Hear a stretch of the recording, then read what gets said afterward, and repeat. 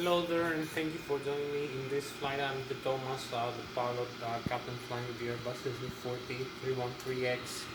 In this flight from Kennedy International Airport to Zurich International Airport, we're going to be flying over New York State, through Boston, through Halifax, over flying Canada, Northeast Coast, then uh, uh, overflying Atlantic Ocean, then flying over Ireland, United Kingdom, France, Belgium, Germany, and then down to Switzerland. We're going to be flying at flight level 25,000 feet, 25,000 feet or higher, and maybe 29,000 or 35,000 feet. And we're going to be flying with Mach 0.86 maximum speed, or 345 knots. Right now I'm in the cockpit for the pre-takeoff preparation. I'm going to be explaining some of the aircraft systems and make an engine start demonstration and initiate a flight plan and take an IFR instrument flight clearance from Kennedy Tower to Zurich International Airport. So I'm gonna start the flight management and guidance computer, make the flight plan. So making start demonstration right now. So thank you for joining me in this video. Let's start now. Here is the cockpit of the Airbus A340 313X. As you can see various systems. Um, Here is the side stick I use to fly the aircraft. It's the Logitech Extreme 3D. This is how I use to input the flight by wire control also of the flight controls of the aircraft, like the elevator for pitching up and pitching down the nose of the aircraft, or bang rolling the aircraft left and right. And this is done when you do when the aircraft is in normal low, with the fly-by-wire above 100 feet above the ground level. This is done using the flight control computers, the three primary and the two secondary. Also here in this display, so you can see the display of the flight controls over here. It's flight control computers. You can see the flight control, like the ailerons here when I barrel roll left and right, the side stick, and you can see the elevator pits here. uh, I can show you the pits of the elevator, pits up and pits down of the aircraft. So you can see it also displayed here with the side stick that I'm on the side of the aircraft. And then we have the autopilot disconnect red button here. We also have for the flight controls the elevator pit string here, the wheel, which balances the center of gravity of the aircraft using in flight using the position of the angle of attack of the horizontal stabilizer over here. So if also you can see the elevator pits up and pits down in the horizontal stabilizer section of the aircraft. You can see also the rudder left and right, and I will talk to you more in another video about this flight control. So the elevator controls the aircraft about its lateral axis, which transverses the left through the right wing, and the ailerons and the spoilers control the aircraft around its longitudinal axis, which is transverses the nose through the tail of the aircraft, while the rudder controls the vertical axis, transverses the center of gravity of the aircraft. So you can see here, pitch up, pitch down, using the side stick. And when in flight, the aircraft is controlled by the fly-by-wire system, which actually, when I move the side stick, the equivalent of the side stick degrees is equivalent to Z-load limit request, which is limited to 2.5 Gs without flaps for bang rolling the aircraft, and about 1.8 Gs for pitching up, and about 0.8 minus 0.8 Gs for pitching down. So it's 30 degrees pitch up, 50 degrees pitch down, as you can see.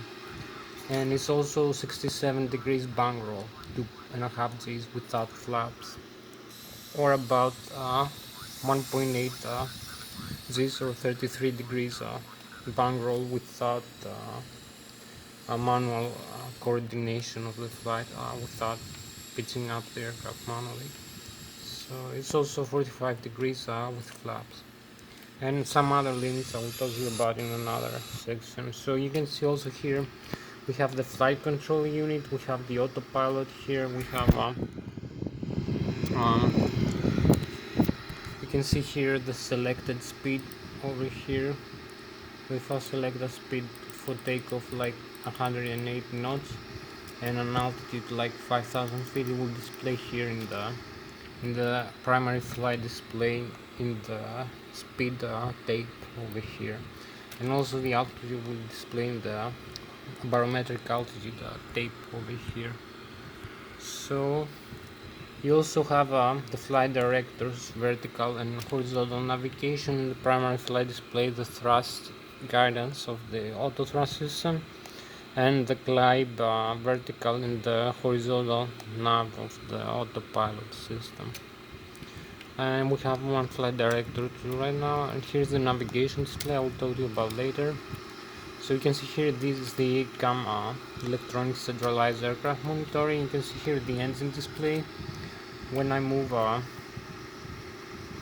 thrust levers, for instance, it has then and it has the climb, it has the MCT and the takeoff go around, and also the forward idle and the idle and the reverse idle and the maximum reverse. So from the takeoff go around, for instance, you can see here displayed, and also in the primary flight display the modes here, and the auto thrust in blue here when it's armed, and white when it's active if I change the dent.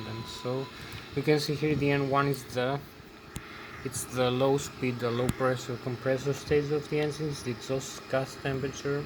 The N1 right now is 18.3%. The N2 is the high pressure, high speed compressor stage of the engines, is 50.1% for each engine. We have 4 engines, and the fuel flow is 1,230 kilograms per engine per hour. And here we have the fuel on board, 78,490 kilograms.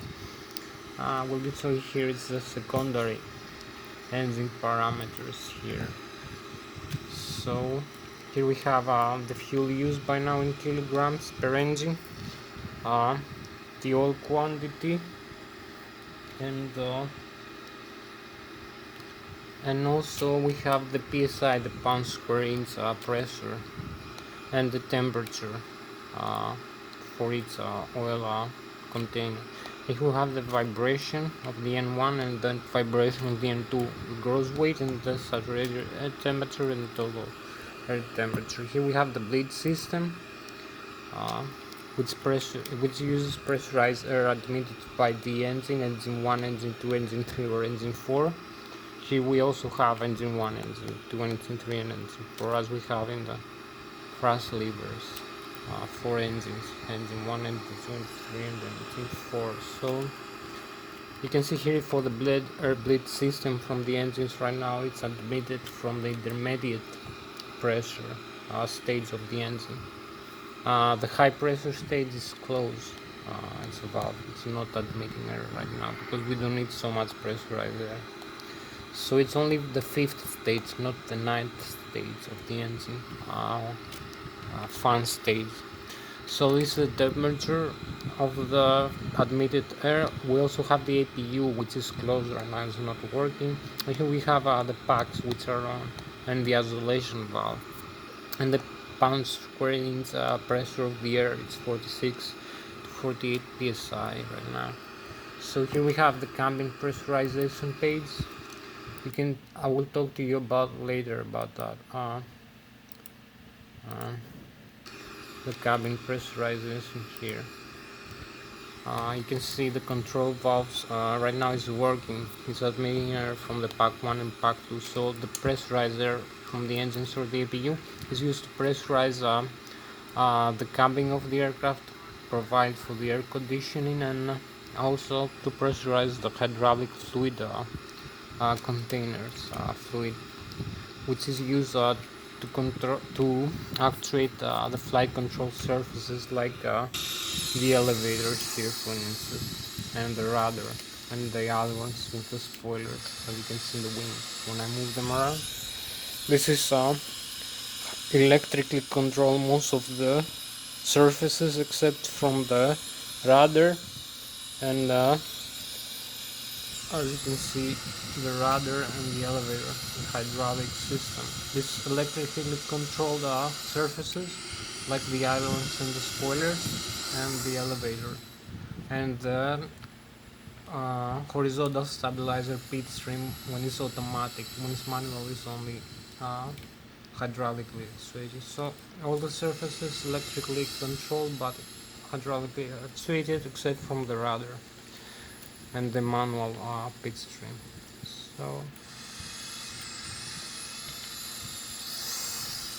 So you can see here, for instance, the ailerons and the side stick and the spoilers. So in contrast with the elevator again. So this is the hydraulic system, which is provided right now from the engine 1, 2, 3, 4, the green system, engine 1 and engine 4 together, 3000 psi. There is also an electrical backup for each engine, green, blue and yellow, and we have the valves also and the fluid container levels. So I will show you now the electrical a little bit. So here we have electrical alternate current. For instance, if I show you in the overhead panel here, you might see, if I disconnect here the buttons, you can see the electrical panel over here.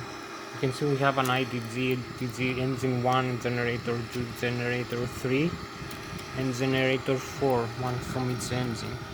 So if I disconnect the generators right now, there is no engine power alternate current provided to the aircraft. I will talk to you later, but you can see the AC1 and AC1 2 is disconnected. So I will have, for instance, start the APU here to show you a little bit more about this, the electrical. So I will reconnect the electrical from the engines, start the APU here, master switch, and then start the engine, the auxiliary power unit, the APU starter over here. So here we have it. We're gonna have a hydraulic and electrical power from the APU for starting the engines later. We're doing the engine start demonstration. Here we have the APU generator available, 160 volt, 400 Hz and PSI. Let's go back to the electrical now again. So if I disconnect all the generators from the engines, you can see here the map and the reconfigurations from the electrical conductor management unit displayed in the ECAM over here from the panel. You can see the air panel here. I will talk to you later about that. So if I disconnected the APU, now we have no alternate current to the aircraft. We have only direct current. For the static converters, we must have some alternate current converted from the battery's direct current. So I will reconnect the APU now. So here we have the APU generator connected again, and we have electrical power in most of the systems of the aircraft for the majority. So if I connect the generators, now we're gonna have electrical power, normal alternate current, which also supplies direct current to the batteries with the transformer rectifier. So this is for the overhead panel section. We have generator 1, generator 2, generator 3, and generator 4, one from each engine, 117 volts, approximately 136 maybe, another 112, another one 400 Hz frequency, 80 degrees temperature, and we also have the AC essential bus. I will show you, this is a very sophisticated system for the Airbus. So the electrical direct current, we have the batteries the standard batteries of the aircraft and the APU. So I just connect the batteries because there is no voltage in the batteries now. Batteries are off. So if I disconnect here, if I reconnect the batteries on again. I can disconnect the APU battery. The APU is off. So you can see also the outside system supply. I will talk to you about later for that. So let me come here into the fuel panel a little bit. So you one moment. Here is the fuel panel over here in the overhead panel. Here is fire control, the hydraulics, the fuel, the electrical and the air system. And I will show you later. Here's the fuel on board from its wing. We have the fuel pumps over here. We have primary and standby. So if I turn off the standby for its wing and sender tank, you can see the fuel pumps go off, displayed with yellow. We still have the valves over here open, supplying fuel to the engine through the engine master switches. So I will reconnect the engine pumps. Here we have the X-feed, which supplies the X-feed pumps switches, which are off right now. Supplies any engine with any pump. And we have the standby pumps here, and here we have the transfer from the trim tank. We also have a trim tank with the tail section. I'll talk to you about later. Which can have a mode here, you can see, which transfers from the center tank back into the trim tank in the tail of the aircraft, or the opposite, from the tail of the aircraft forward into the center of the engine tank. So here is the hydraulics. I'll show you a little bit the hydraulic panel. One moment. So here's the hydraulic parallels showing you before. Here's the buttons in the overhead panel. We have the blue, the green, the blue and the yellow. Green is engine number 1 and engine number 4. So if I turn off the engine power switches, the green, the blue and the yellow, you're gonna see the yellow displayed here in the engine pumps with the squares over here, 1, 2, 3, 4, and it's gonna be a lower pressure in the engine driving pumps, and the PSIs of the fluid is gonna go down. So eventually we're gonna lose the hydraulic power. So we have to connect either the electrical backup here. We have the electric backup displayed with the blue light here, 1, 2, 3. You can see the PSI goes back to 3000 PSI, the hydraulic fuel. So I will reconnect all of them, and the engine driven and the electrical pumps for this flight. So we have backup in case failure. So here we have also the bleed system I was telling you before, from the engine bleed and the APU. So if I disconnect the engine bleed, 1, 2, 3, 4 engines over here in the overhead panel, displayed white light, you can see the valves here are closed, so there is no air admitted right now from the engine. So I have to connect the APU. The APU line is on right now, it's supplying all the system. So I will turn on the engines again and turn the isolation valve in the off position. So I will make an engine start demonstration now. So you have to start the engines of this aircraft. So let's have another view outside. Here we are. We have also the New York view here. You can see the Airbus before the 313X. So we have the Kennedy here, the airport. Nice view. So I'm gonna go inside very quickly. Turn the engine master switches off. It's gonna close the low and the high pressure fuel valves here. So we're gonna lose the engines now, all 4 engines, doing its wing. So you're gonna see here the engine gonna stop rotating. It's gonna stop spinning. So I'm gonna come over here. I have set up. You can see the X's displayed here in the account. There is no engine power right now. So I'll come here. The overhead panel is set correctly for this. So I'm gonna come here in the master switch. I will set the mode selector to the ignition start position, this is going to initiate the FADEC. The FADEC is the full authority digital engine control computers. One installed for each engine with a dual terminal and controls all the functions of the engines and the limits displayed here and their requests.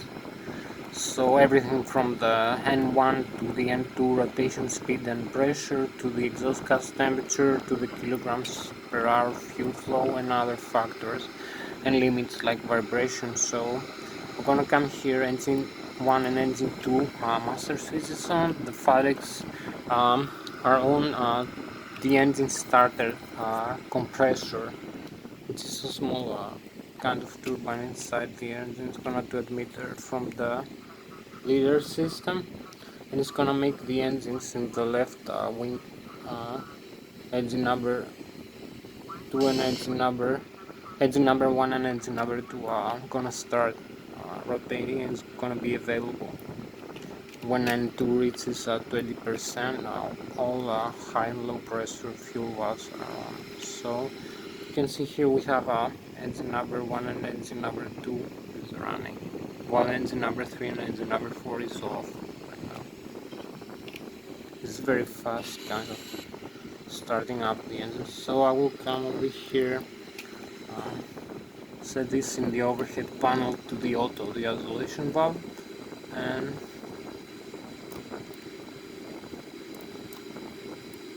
we should be having the packs in the off, but they are automatically connected, so I will only have to do that and turn the engine number 3 and engine number 4. You can see the same thing is happening for the engine number 3 and engine number 4. There is a startup sequence right now into the engines number 3 and number 4. You can see the N1 when it reaches 20%, we're gonna start have a rotation speed here. Like we have over here, we're gonna have it here. So you can see the smoke coming out and the engines are spinning. So here we go. Have engine power right now. Everything's set normally. So I'm gonna set up here the fuel prediction. We have about like fuel and payload. Since maybe less than that.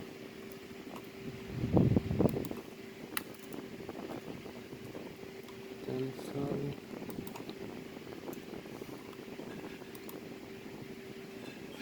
600, maybe 280,000 like pounds.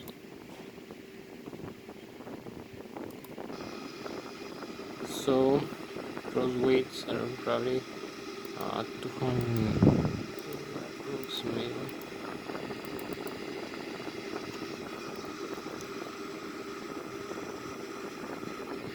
So you only have to set the flight plan and take the IFAR clearance. So we come here in the flight planner. We have an IFAR load, the flight plan. So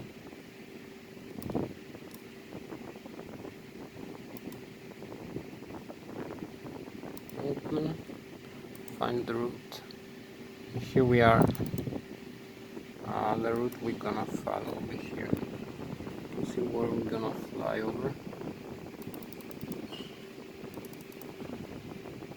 Crossing the Atlantic Ocean all the way to Switzerland. So increase a little bit the altitude.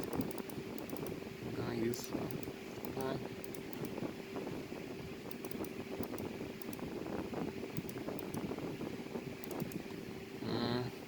Load.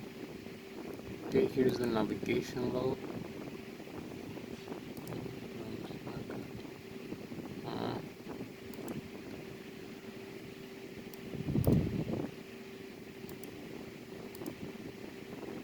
Now here is the navigation load of this.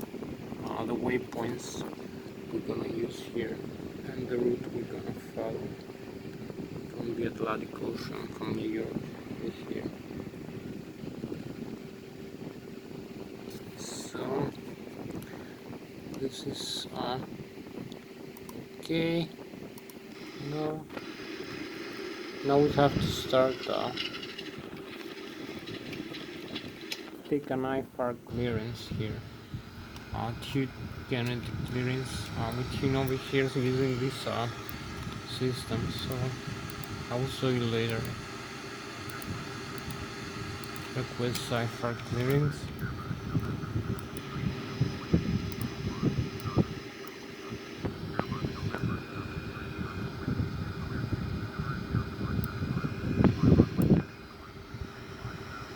I'm paying 5,000, so we are correct here in the flight control unit. Acknowledge, read back the IFR clearance. So I'm gonna use the waypoints here. I'm gonna set up the flight plan. So initialize, okay, say FK to LSZ8. Tune kinetic ground. Request taxi IFR. Align the IRS to 50.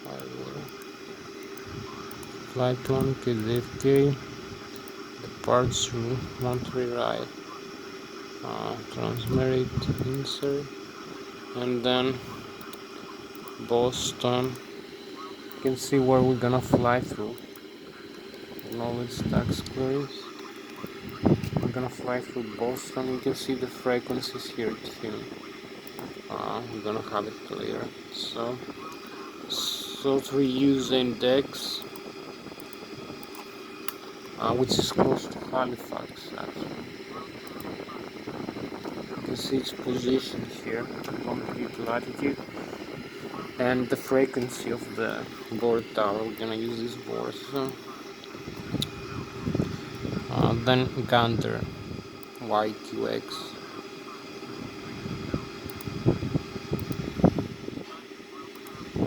So you can see the position here and the frequencies. So we're gonna use this also, and then maybe the Cork CRK in Ireland.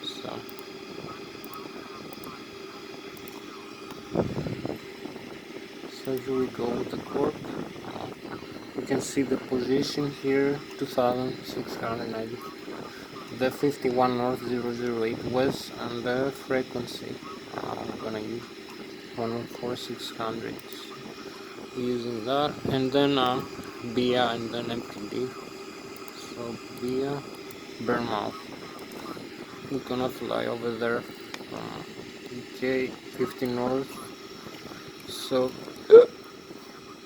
after that is MTT in France, after UK MTT. So here's the location and frequency of the tower. So this is automatically set, and then we have LSCH arrival, maybe using this arrival here, runway 1 for Transnegria 1 Alpha.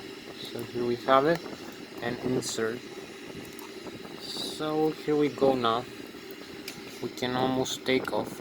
We only have to set the LS frequency, set the flap lever here in the tube. So we're almost ready to go. So we have 2.5 hours to go for this flight. So I'm gonna set the lights maybe here.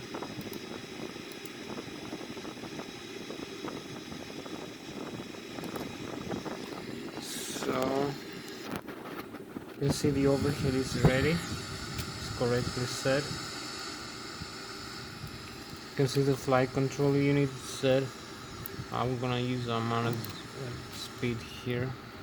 So here we have some traffic over here displayed in the navigation display. It's plus 1000 feet above us. It's coming down, so let's go here. The progress, the performance, so we're gonna use flaps 2.5 degrees pitch trim up. So gonna use this flex temperature. This is 1.5 maybe, and V1 we rotate, and V2 over here, V2 162, V1 154, we rotate 156. So engine out acceleration 154. So this is the flight plan, we have it ready. Over here you can see some of the airports here around us, and traffic. So we can go now. You can see the primary flight display, the modes here for the takeoff. It's all armed correctly. So we only need to taxi out a little bit into the runway. So here we are ready for takeoff. Over here we have another aircraft behind us, as you can see, another smaller bus. So here we go.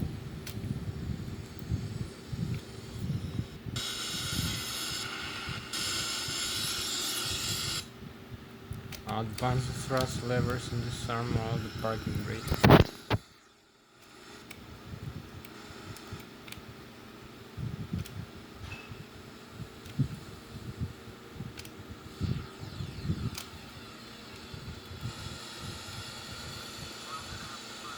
Let's make a turn here.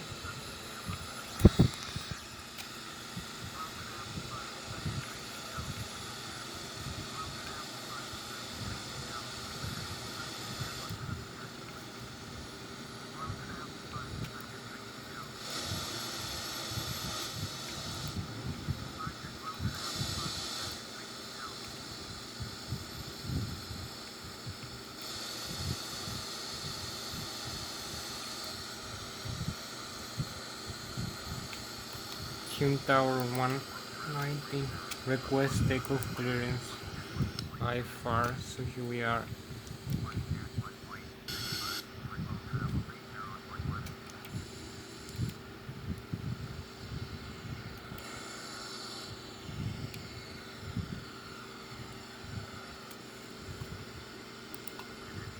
Request takeoff clearance.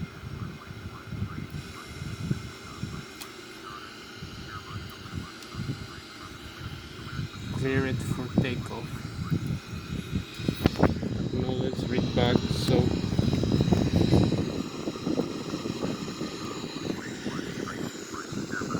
runway 13 right. So here we are.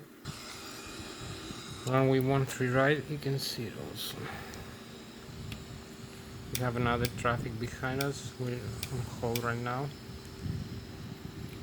In the position, just for takeoff.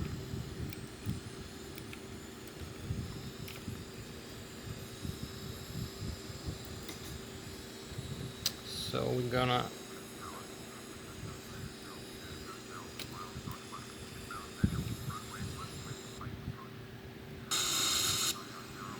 advance the thrust levers again and disarm the parking brake. So here we go.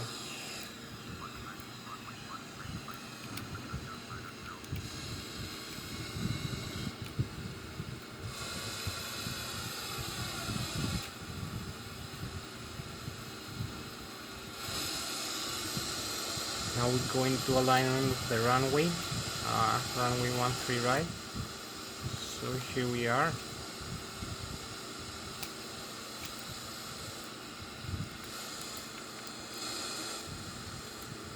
Arm the parking brake again. Check that everything is set correctly. We are in alignment with this runway, as you can see. And we're ready to take off.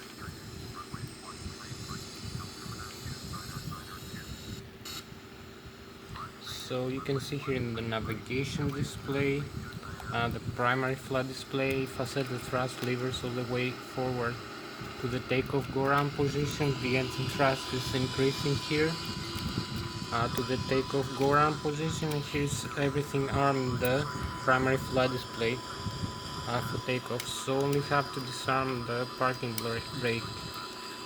So here we go.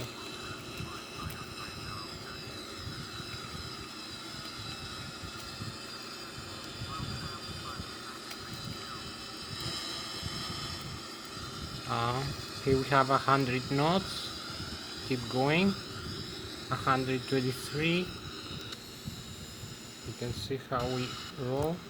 147, 156. We rotate. We do 160 plus knots, and here we go. We just take off. Just retract the landing gear, as you can see. Here we have the takeoff modes here displayed. We have the altitude 600 feet, the airspeed 200 plus knots, and the radio altitude right now 800 feet above the ground level, 1000 feet above the ground level, and 1200 above the sea level. So keep increasing. Here we are. Just take off. I can see the runway behind us and the airport. We're leaving New York. And Long Island behind us. So here we go. Acknowledge handoff.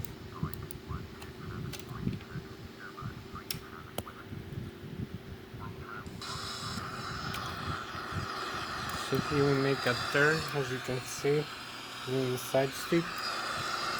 After the takeoff, we track the flaps. Contact New York, departure. Here we go. We have 2.5 hours for this flight, for this simulation flight, because we need to do everything a little bit faster. Simulation rate times 2. So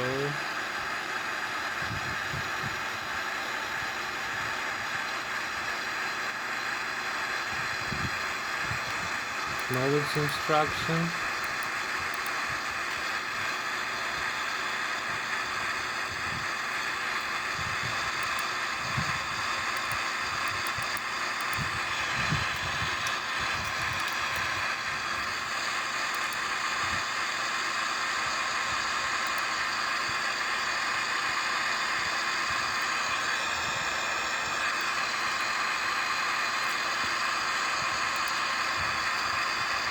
Climb and maintain 17,000. So here we go. Climb and maintain 17,000.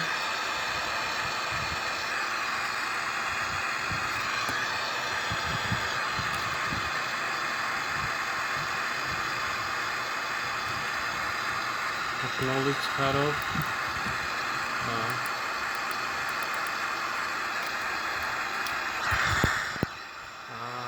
Change the altitude here to 17,000 in the flight control unit. Here New York, departure here in 133. So here we have it. Increase the airspeed a little bit.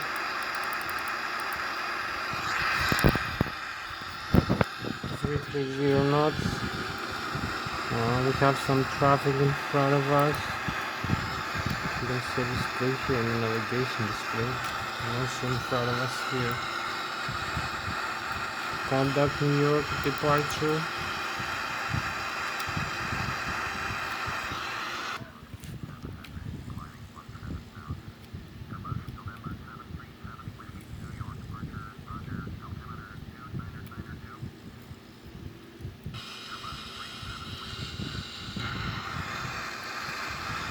Have the traffic inside here in the navigation display, so report traffic inside, as you can see.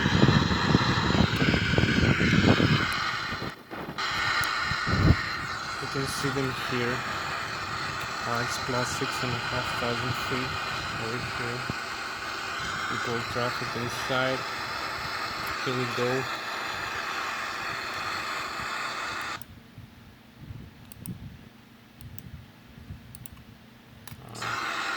Simulation, conduct, distance setter, acknowledge cutoff. So I've used maybe GPS here. You can see where we are right now. I will depart Long Island.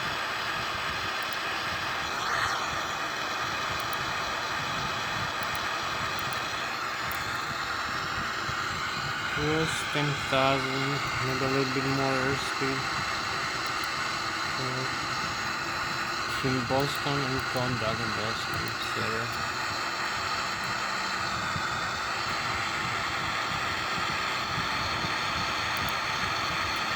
Center displayed, you can see the Long Island here displayed in the background.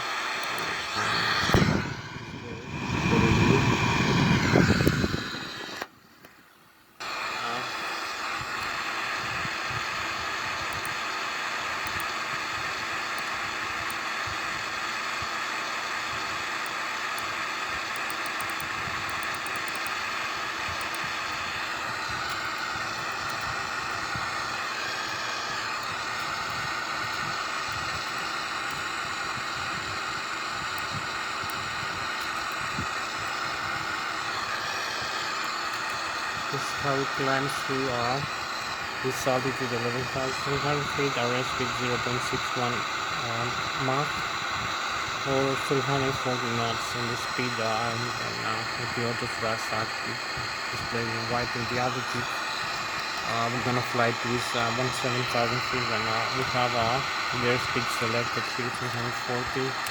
We increase it a little bit, 345, maybe 350 knots. We can get a little bit higher.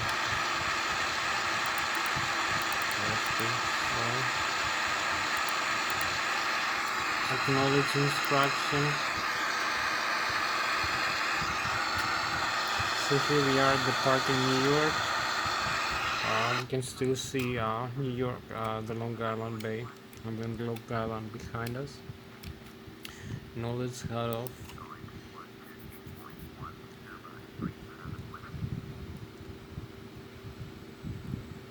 Tune Boston and conduct Boston Center.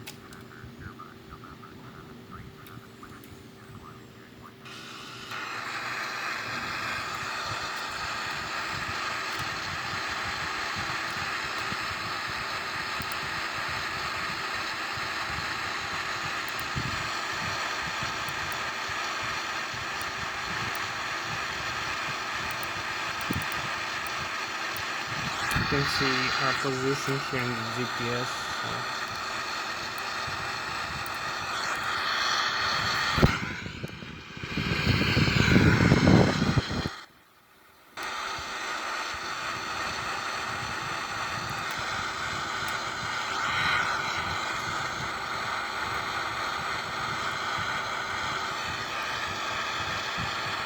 Out of the outside. So here we are.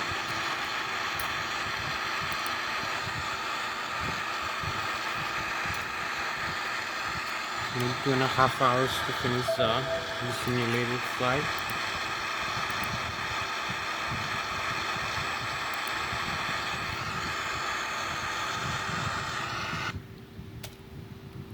Here we go, keep driving, depart New York.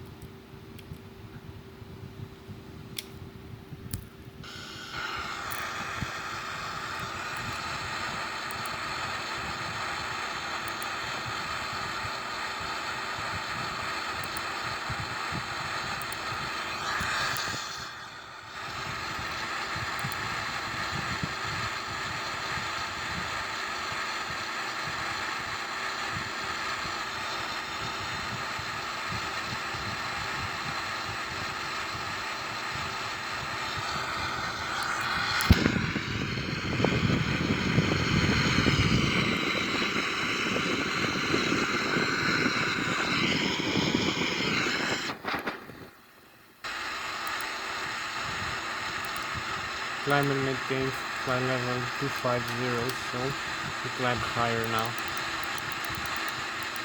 250.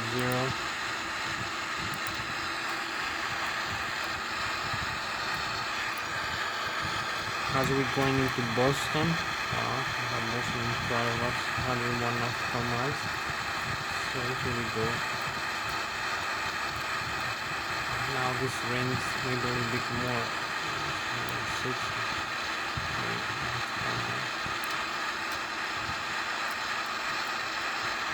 Knowledge cut off. Here's Boston. So Team Boston Center. Crossing 18,760 feet. we go.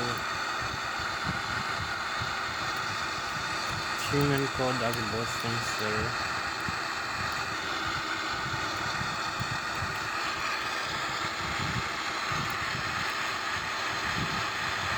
One.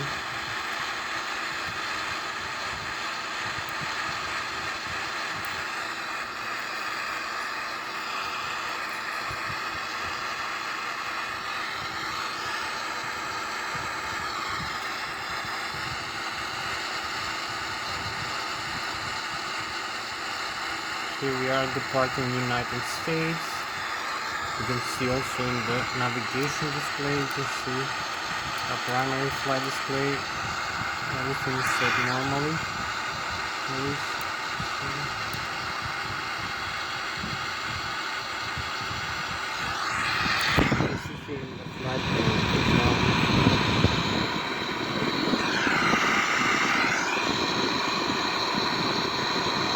The GPS here.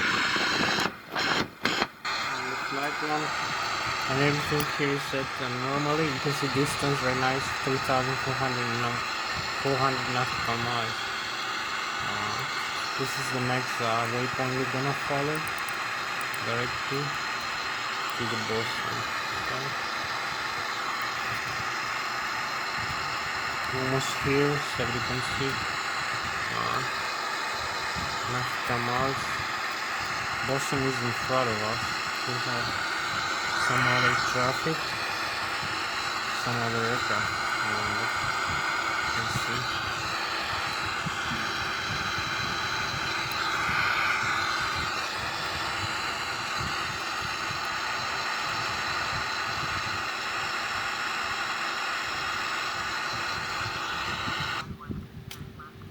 Here we are flying over close to Boston, as you can see.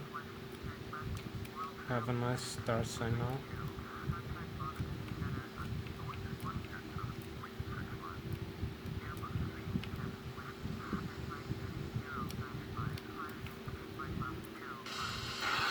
Now it's instruction 09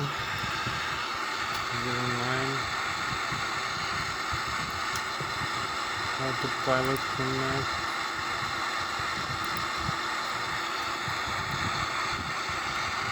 Now we connected the autopilot here. We're gonna make an autopilot flight. You see we have autopilot enabled for us. The altitude is selected, the open climb and the speed. And displayed here in the cross climb, open climb, altitude, and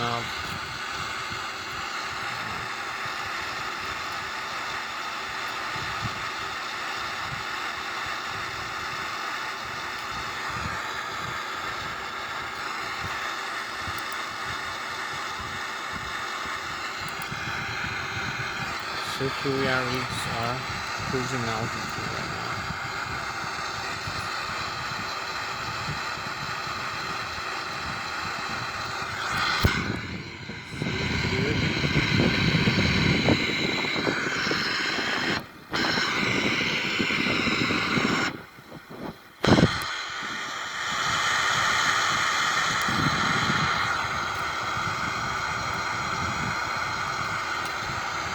So here we are.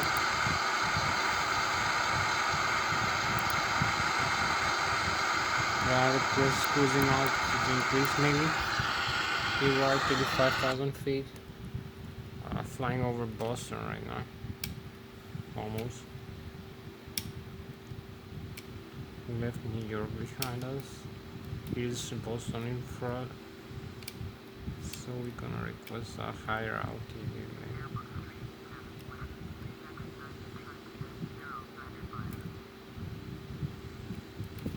So now we're gonna come here, request cruising altitude increase by maybe 4,000 feet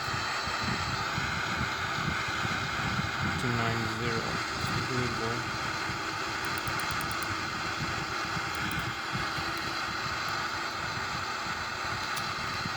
Now with instruction.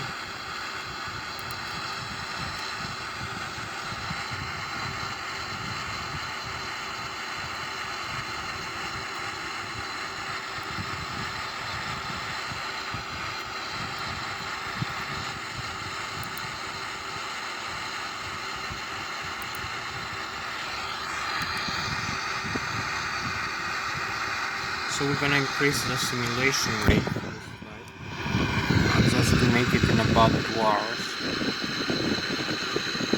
instead of the normal. We can record 5 hours but not much time, so 6.5 resume on navigation. Here we are in a good position. You can see we cross Boston in a while. In Boston Center. Now let's fire up.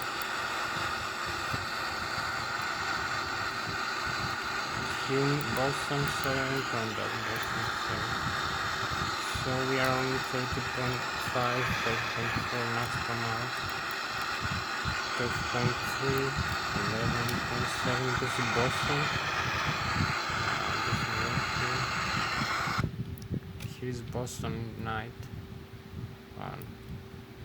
Night view. We also have some chemtrails here. You can see the chemtrail we're having from our aircraft.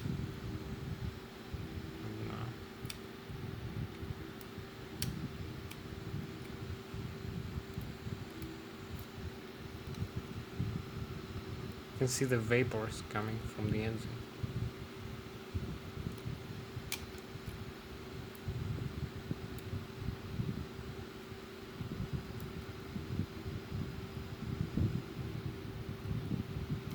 So this is the Airbus A340-313X flying at flight level 290 now, 29,000 feet above Boston. Cruising Mach 0.86. Left Boston behind.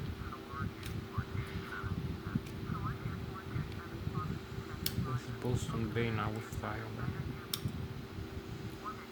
And we go into the ocean now for a while, to the Atlantic Ocean. So here we go, having this view. The way here. You see our next waypoint is near to Halifax, is Greenwood. This is US-8X, is 290 nautical miles. So using the GPS here, I will show you how we connect the frequencies here later. So maybe use simulation rate higher a little bit later. So we have one with we need 2 hours to finish this flight. So the flight plan we have 3,300 nautical miles to go. And with this ground speed right now, with this airspeed, we go to Mach 0.86.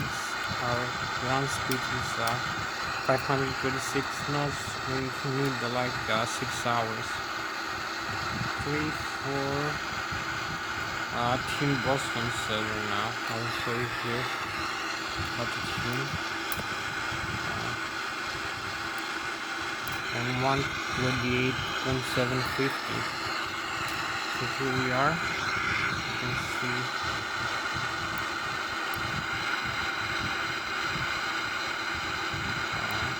I will choose here using this, change the frequency to 750.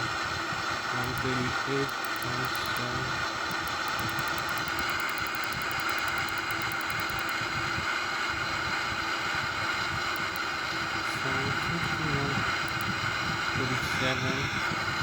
You can see I have changed using this bottle, the VHF that we have here, the very high frequencies.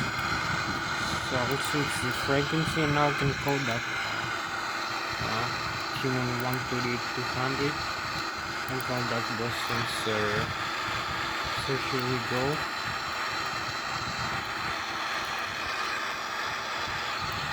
You can see we have New Brunswick here and New Hampshire on this side as we fly through this part. We have New Hampshire, you have New Brunswick. Nice views, the galaxy, and we're flying over the ocean. You can see, and we go over the Canada in a while. Fly some Canada territories like this. Now,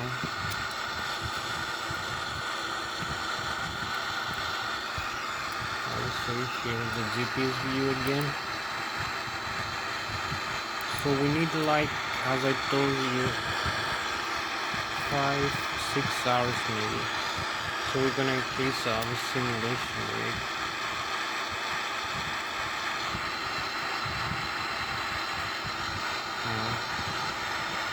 Quite a lot. To make it in 1.5 hours. So simulation rates go 4 times higher for this flight only. So we're gonna make it in just 2 hours over there. Quite fast.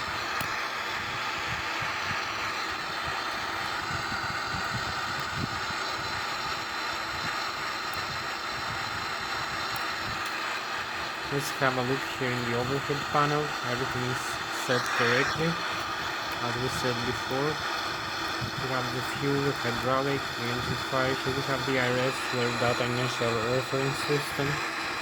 I didn't mention that. We have the flight control computers here. Primary 1, primary 2 over here, secondary 2, secondary 1, secondary 2, and primary 3. So here's the electrical and the air panel, the fuel and the hydraulics. So we have the RDI on and the APU on. So I will say now here, we have fuel user right now. Kilograms per engine per hour, maybe we need some. Here we have the bleed, I was telling you before, the engine bleed from its engine. It's normal. Here's the distance to UTX, the next waypoint. The next bus station is over to Halifax. So you can see the speed here is on the primary flight display.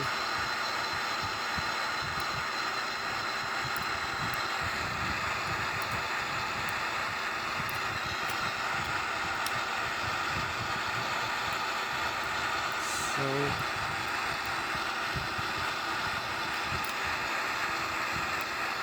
have some turbulence now over here. You see its engine is supplying from both the high and the intermediate pressure stage. These lines are on right now. Contact Boston Center again, acknowledge the last transmission. Team Boston Center 133.450, so change the frequency here. 450.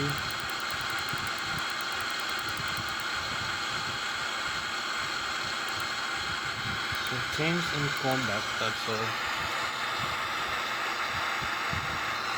Conduct Boston Center. Now you can see some turbulence we have as we fly over the ocean, because it's the ocean right now. So hopefully we're gonna make it in less than 2 hours for this flight. We're flying over the Atlantic all the way to Halifax, Northeast Coast, so you can see here in the GPS display. We have it. You can see the display now.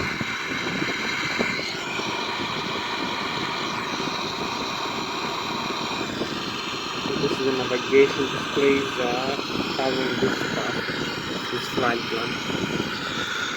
So this is supplying our hydraulic fluid system, the engine pressurization, engine Team Mogdon Center now, 124,300, and conduct center. So here we are. This pressurizer, you can see now, the cabin pressure right now is correct, is set correctly. The pack 1, pack 2 are supplying the engines, from the engines and the APU into this system, the cabin pressurization, which has 2 automatic and one automatic with 1 alternate mode, 1 normal, 1 alternate, and 1 manual controller. which is pressurize the cabin of the aircraft to 6.1 psi differential pressure with the outside uh, air pressure. So in this altitude I will fly right now to 9,000 feet. So trim this center and conduct this center. So the vertical speed right now is 0. We don't climb or descend, and the cabin altitude is 5,940 feet. You can see the valves, the forward and the after are open, and the vent extract and the safety valves are closed. You can see the outside temperature is minus 42 degrees actually. So here it's quite freezing, minus 42 degrees can freeze the fuel like that. We have the gross weight is decreasing 268,000 kilograms. So here we have the electrical I was showing you before. It's normal. One from its engine 126, 117, 125, 112 volt. And 400 hertz frequency, 34 to 43% load, and the IDG, the great drive generator, which is driving one from its engine. Inside the engine, it has a kind of a box, a gearbox with a kind of how you call this. It has a spinner for producing alternate current using like a belt from the engine. So from the engine spinners. So you can see we're flying now. We're going back into Ghana, the coastline right now. Have some cities here, down here. So we have Halifax on this side. You can see we're flying very fast, so we fly times 4 the actual speed of the aircraft.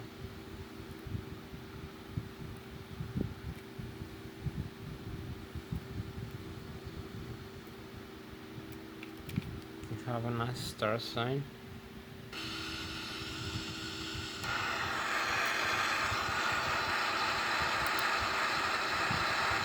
The GPS here. So this is the lows. You can see the end with the great drive generator. One from its engine we have produce 135 volts. In total 75,000 kilovolts of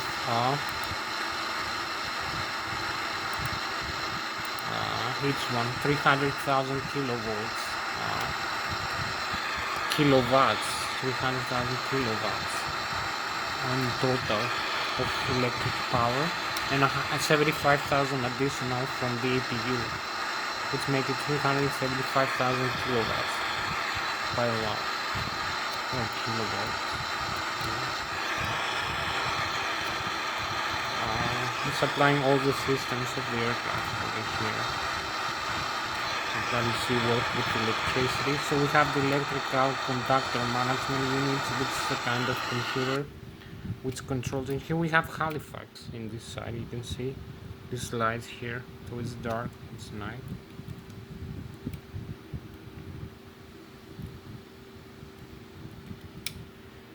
So this side maybe it's, I don't know, Quebec City, maybe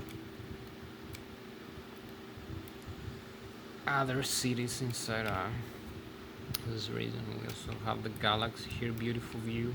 I don't know, maybe the aurora over Canada here. We have some looks like the aurora in the night view.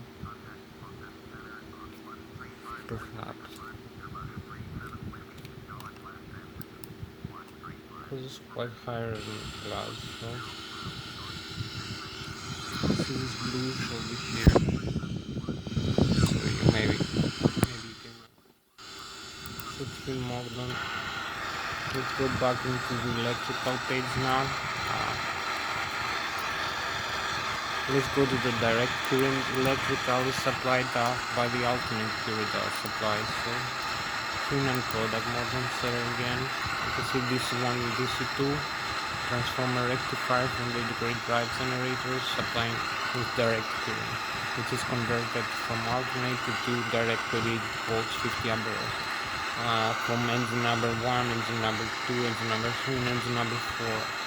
The AC alternate current essential buses.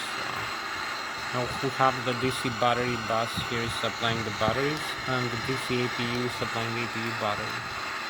And we have, in case we lose the alternate current suppliers, we have a backup emergency generator which can supply like 5,000 kilovolts, and the batteries which can convert direct current to alternate to the starter inverters. So here we go, we have other tanks here. We pass through YYG here, as you can see. So use maybe GPS again, because we're flying now. Not that fast. We're flying most part in Northeast Canada right now. Okay.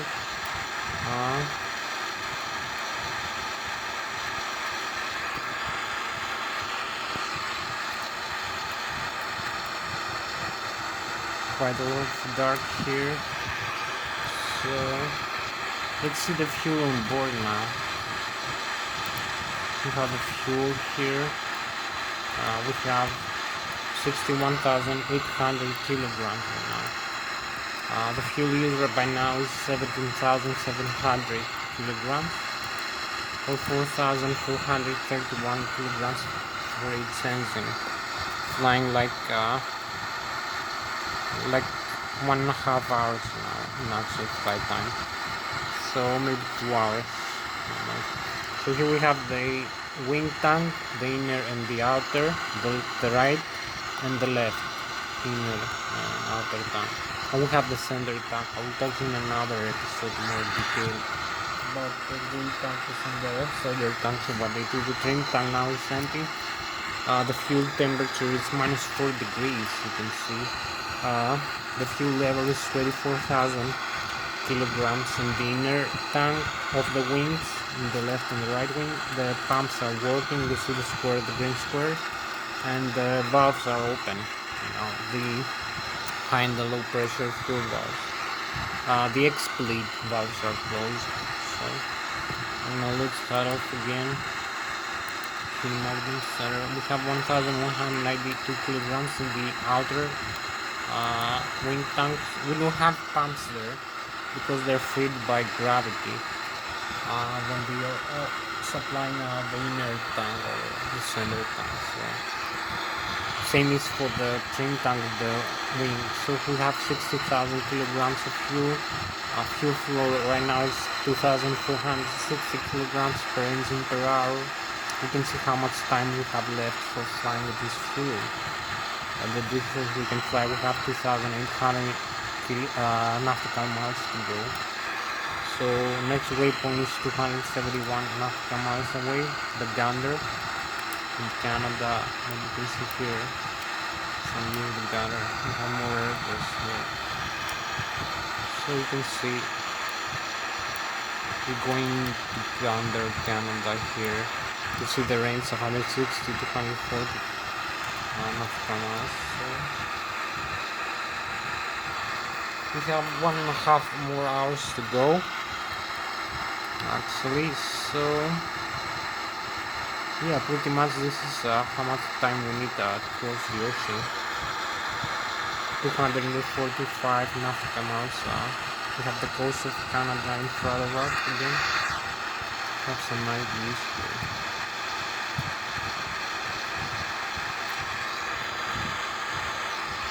We have Gander in front of us. We have the Quebec's last islands, the Quebec territories. Just here in the GPS of the flag. We're in the correct position. I keep going slow. Contact Gander Center now. Acknowledge hello. Over here, Team Gander on 132.300. Gander is gonna follow us for the rest of the flight until we reach island. So 130 to 300 over here. So we change the frequency 130 to 300 and 132. So you have the frequency set here. Tune encoder.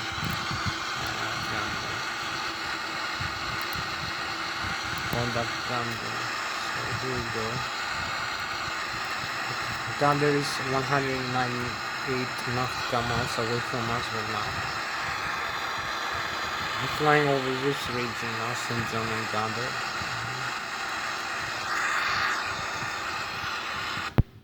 Here we are. The northeast part of Canada and Atlantic Ocean, coast of Canada. So here we are. That's before crossing the Atlantic all the way around from the west to the east. So now let's start off again. King Gather Server and Product Gather Server. So we have a GPS again.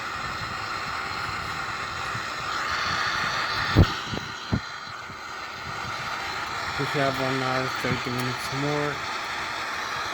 We should complete this flight we need 6 hours, so it's 3 hours and 1 hour and a half. It's exactly 1 hour and a half for this flight. Complete like that with this rate. We're going very fast now. Because we don't have much time left.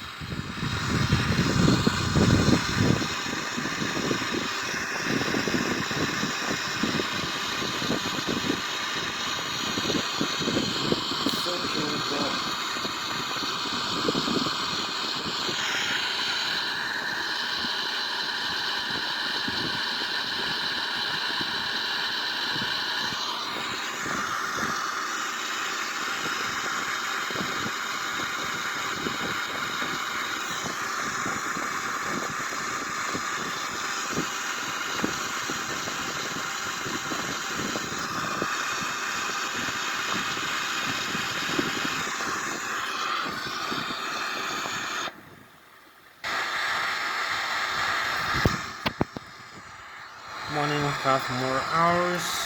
We have darkness now. Now let's head off again.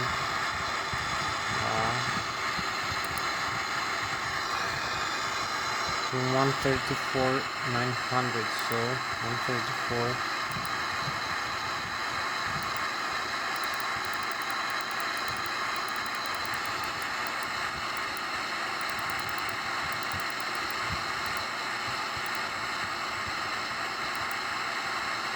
So here it is, as we go soon.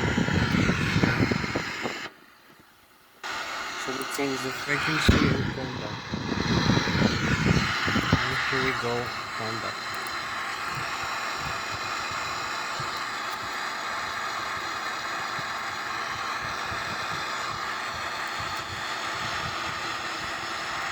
We don't have 1 hour and a half. Here we go.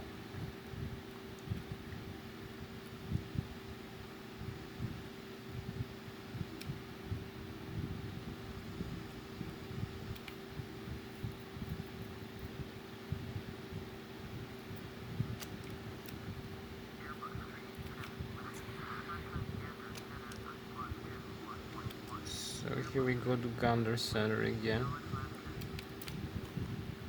Let's head off.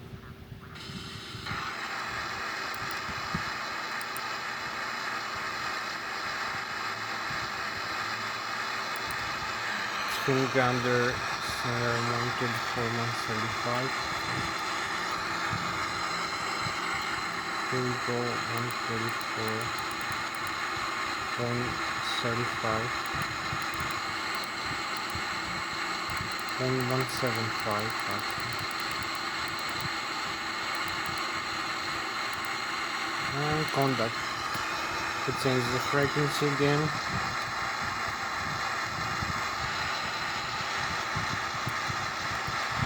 So this is the last part of Canada we're gonna close and fly over.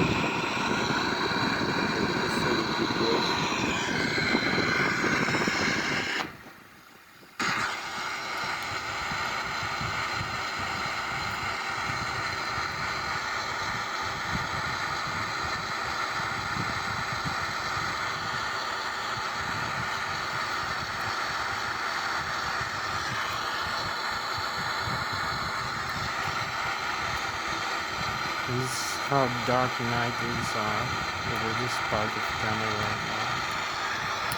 You can see here we are flying over Gander 9.8.5 and 0.2 nautical miles away. 0044 is London time right now. So here it is, Gander, Canada. Here we're flying over it. Maybe we'll have a few lights, I don't know. It's a small airport here, a small town. No much to see at night. There are no big cities here.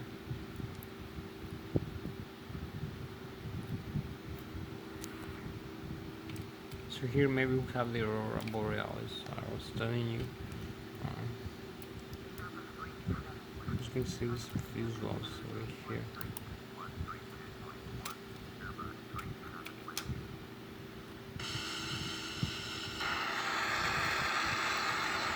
And here we go now, tune Gander and Gander.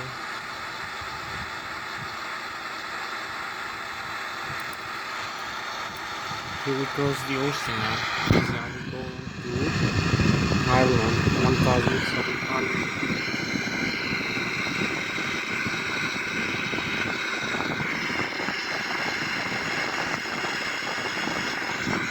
1,700, 1,600, might be 5 nautical miles away from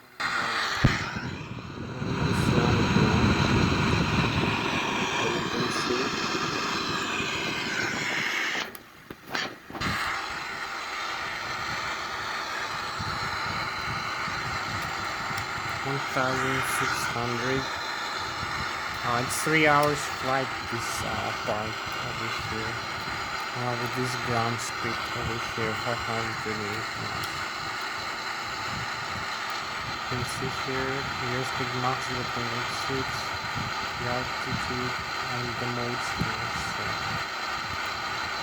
in the autopilot section here, you can see the speed depending later on navigation, the rate, possibly the altitude, everything, and the rate possibly.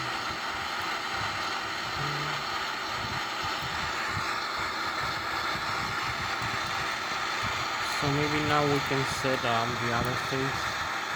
So this is navigation, the waypoint.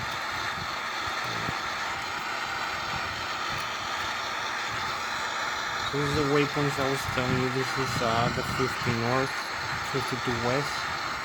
So now let's the cutoff.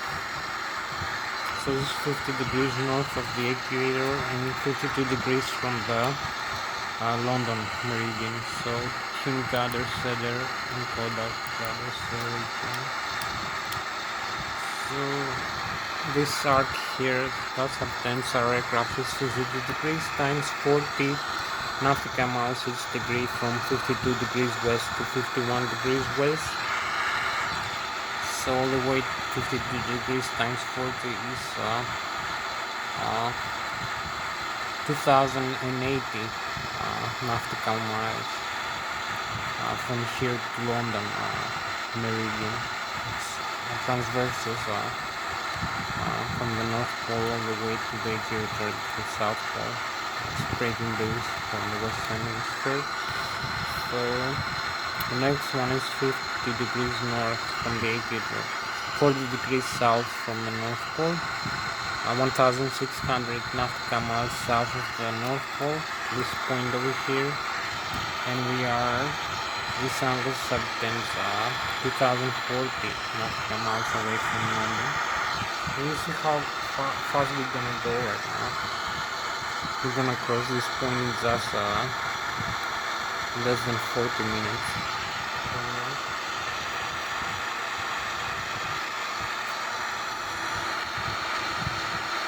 All the way to Ireland. So.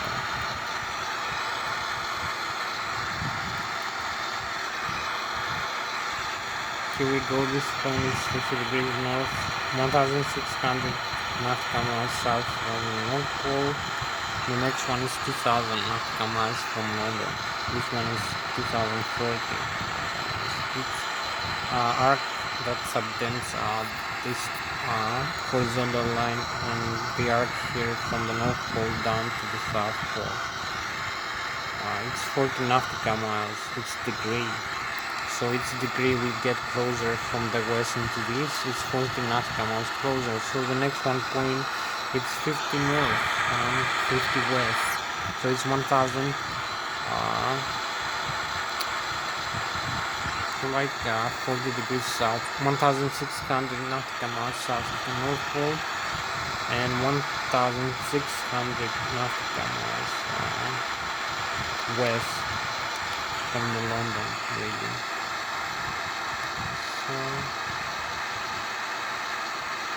So it's actually, it's 2000 nautical miles west from the London region. The next one is 1 degree closer, it's 1900. So this 2000 nautical miles, the next one is 1960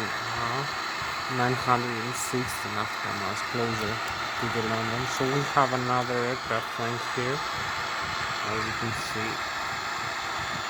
We're going to our way, and here we overshoot this aircraft very fast. We have it in the navigation display also, so it in the radar here. So maybe we still have it right here.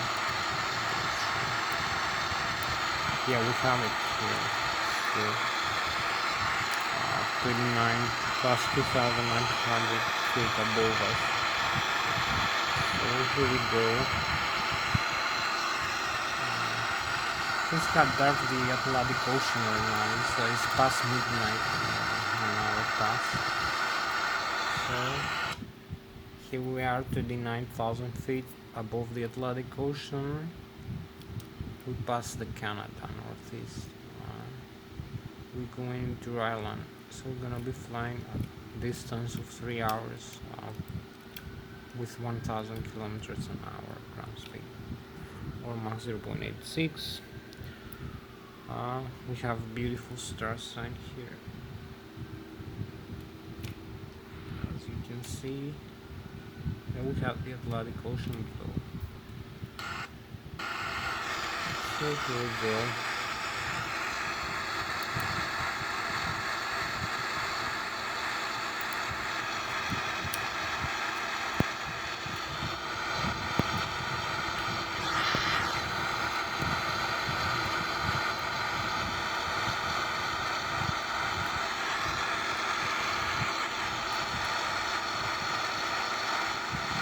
Now we're closer, 48 degrees, 51 north, 48 degrees west.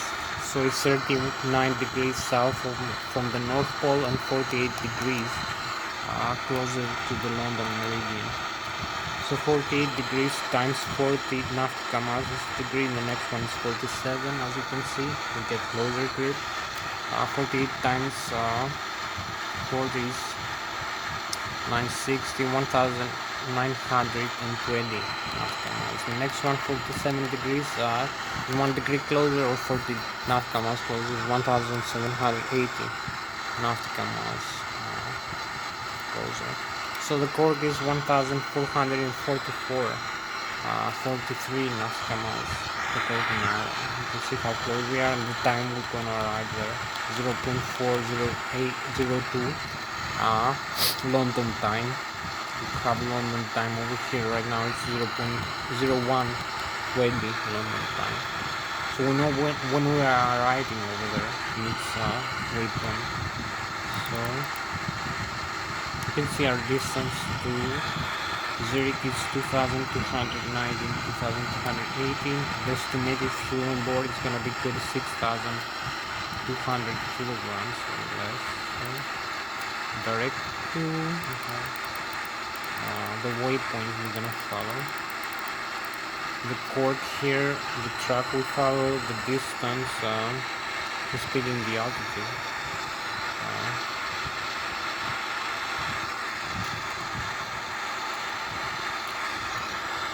You can see in the radio navigation here we have the white QX is VOR. One is the gander here, VOR 1. VOR 2 is again the gander because it's closer to us. So we use the gander behind us to navigate here. VOR 1 and VOR 2, the frequency scheme here, the navigation display. You can see our heading now. We try to tune into port as we fly to our asylum. So we go 51 degrees north. We go closer now. We have maybe Greenland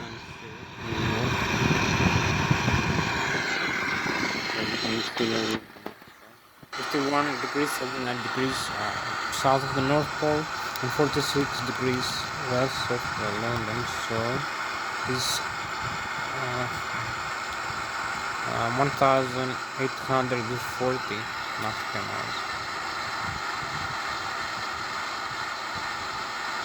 So the next one is 1,845 degrees west of London, as you can see.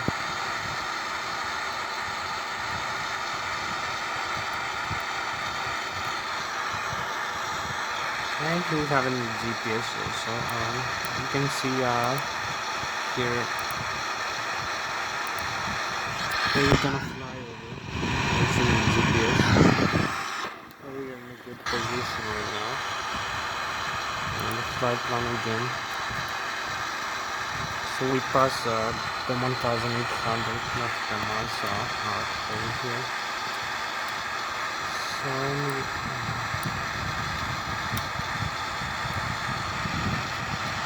you can see more waypoints here. Flying to this transoceanic flight, transatlantic flight. So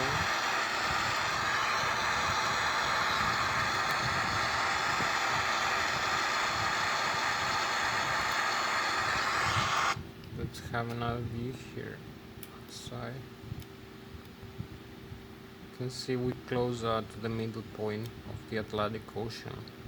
We're only 400 nautical miles away, or 14 minutes of actual flight time for this point. So let's go inside again. Have a nice view here.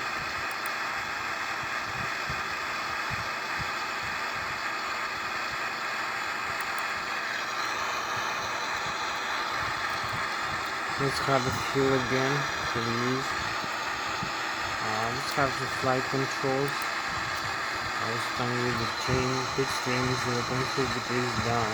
The speed rate, primary and secondary computers are active. You can see the thrust here is normal. And we have thrust levers set at decline dependent. So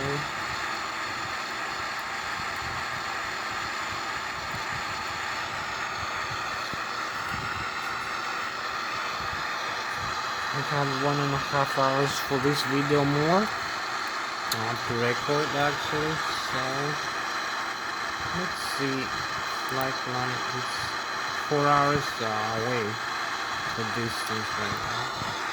So we can do it in 2 hours. So when we reach yeah, this is cool. We can do it in normal time actually. So we need 2 hours.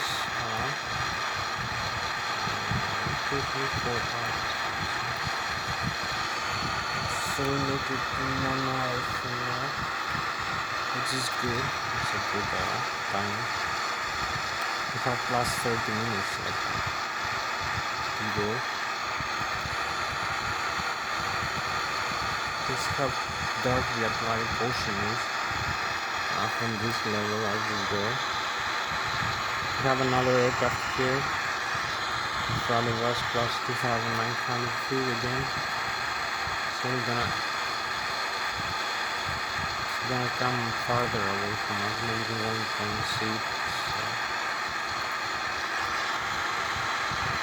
So we passed the point now 42 degrees, 52 degrees north and 42 degrees west from the London maybe. So here we go. 42 degrees west is times 40 nautical miles, 6 degrees, 1,680 nautical miles. The next one, 41 degrees west is 1,640 nautical miles. So the next one is 40 degrees west, 1,600 nautical miles from the London. You can calculate everything. The flight control computers do the same thing inside my computers.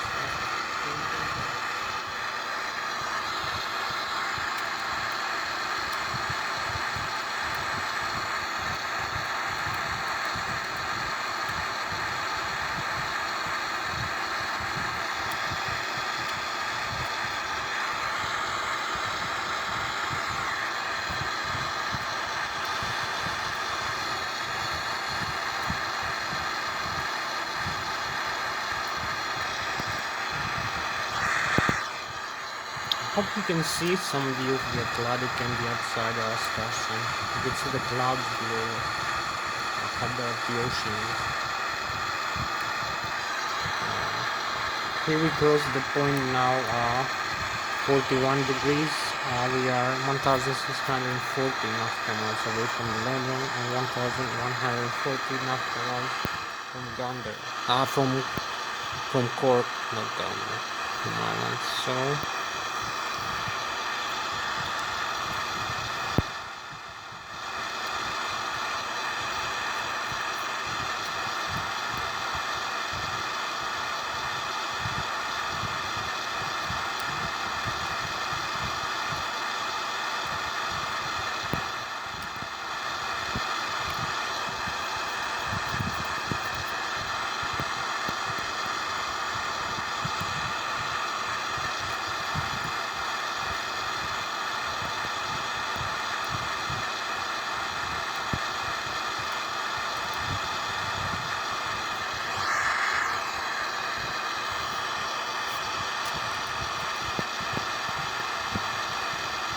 So here we are 1,600 nautical miles. You can see this angle subtending here from the North Pole down to the equator in the South Pole. 1,600 nautical miles of the way, each degree 40 degrees, 40 nautical miles closer and closer. So the next one is 1,560 and the next one is 1,520 nautical miles away from London. As we go, you can see how we proceed with GPS also. This GPS kind of display also, here in navigation display. So we almost reached the mid point of the transatlantic crossing. You can see the fuel on board again, how much fuel we have. You can see the cabin pressurization is normal here. You can see the conditioned air here. We can see the doors are closed and the oxygen supply here. 1,850 psi oxygen pressure. So this is both oxygen also. The APU again is working here. Supply. Electrical and bleeder. So here we have it. Flight controls again here maybe. So here we go this point 1,600 we pass, 1,560 we pass, 1,520 now we reach this angle here. The next one is 1,480 nautical miles closer to the London. As we go and we are 1,000 exactly 1077 nautical miles away from Gander, from Cork. As you can see the heading we have, the ground speed 530 knots. Everything is set correctly.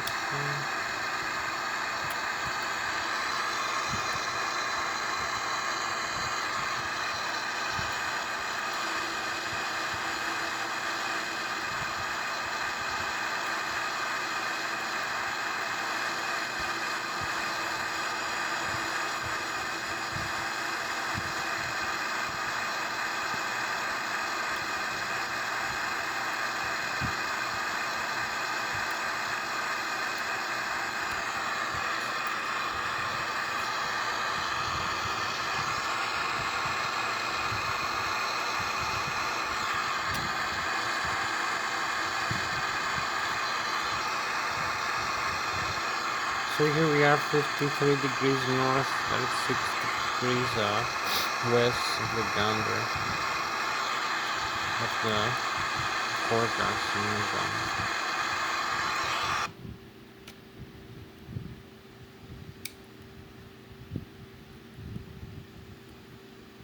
So here we go.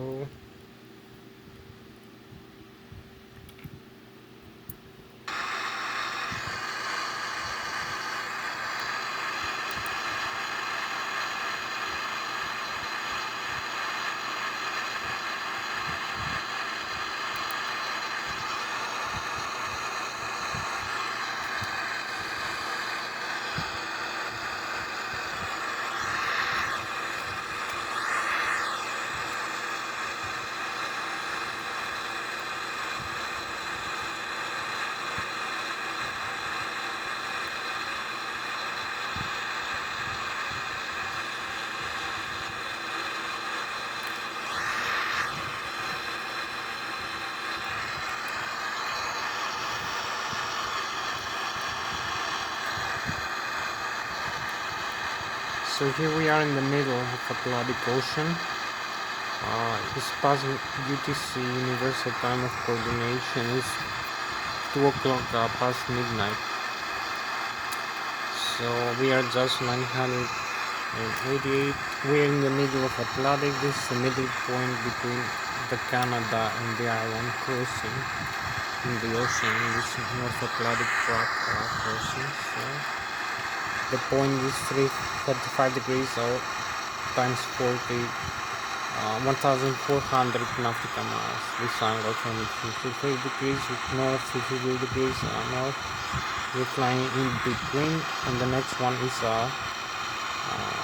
1360 nautical miles. This one 1400 to the London. So we're in a good position as we fly.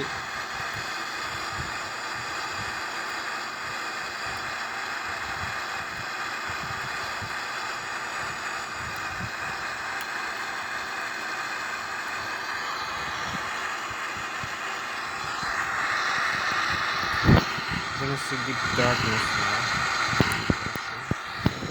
Here we go, the next one point. So here we are right now. This is the middle of Atlantic Ocean crossing.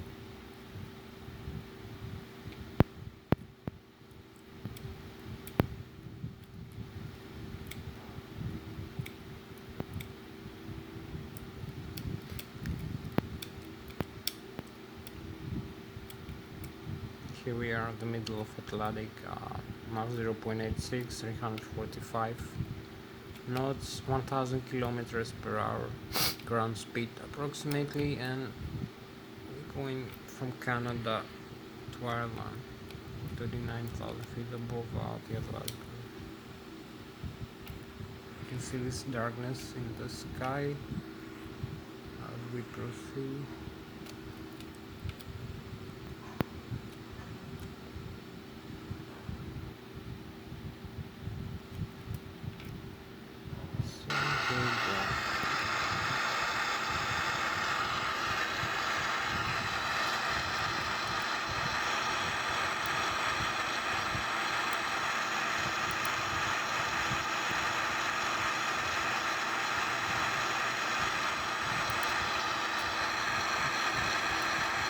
So now we reach the point 32 degrees, 33 degrees times 40 is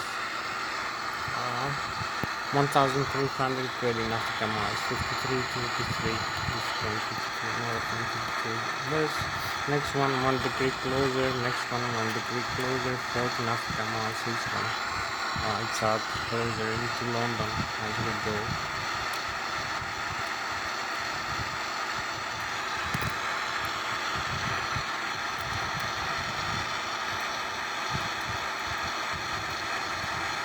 You can see our distance is 3 hours actual flight time more. So we're gonna make it in about 1.5, maybe 45 minutes more. Yeah, so we're gonna be there in 45 minutes. So here's the deep darkness now. We passed the middle Atlantic point, and here's the darkest point of our crossing. So now this, either way we go, is the same distance to Canada or to Ireland. We have the deep dark now of the Atlantic night, Atlantic Ocean night.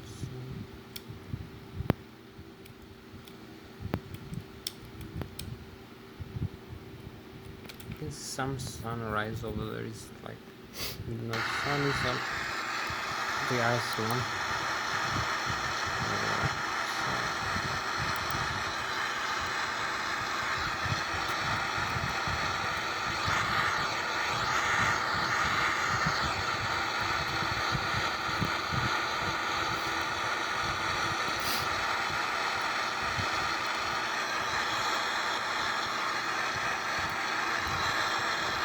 So next 1.31 degrees west of London, about 240 nautical miles, and 53 degrees north. The next one 54 degrees north, closer to the north.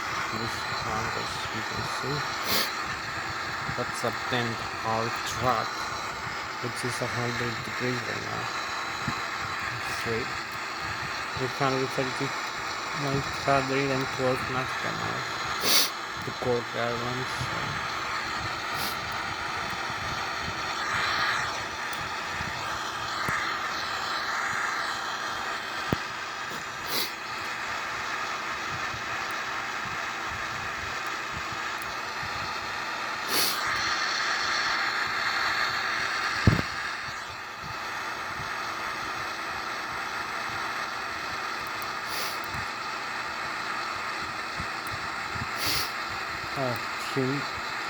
Kodak Sandwich Center, Norris Hatter.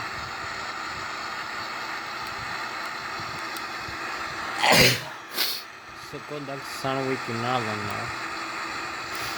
133,950, so 950 and 133.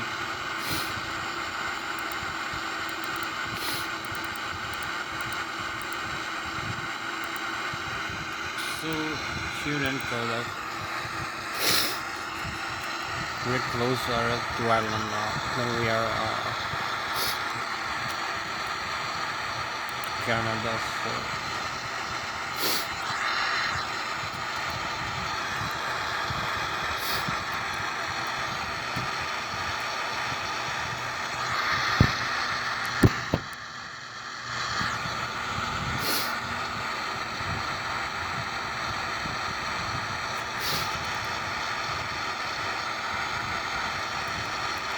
So now we are passing the 29 degrees west, so we are 1,160 nautical miles from London. The next one, 1 degree 40 nautical miles closer to London, and we're going on.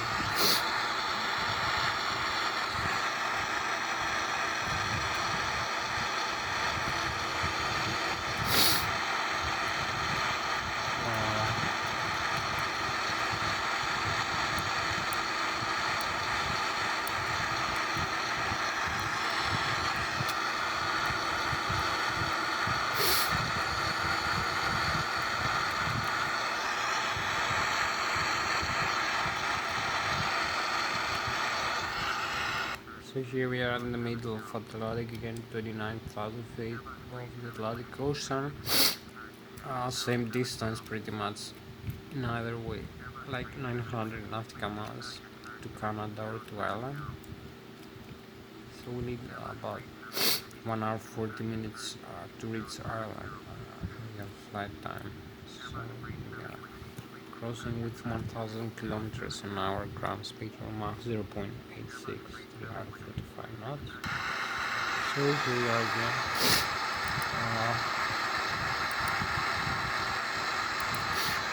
So we have the GPS again.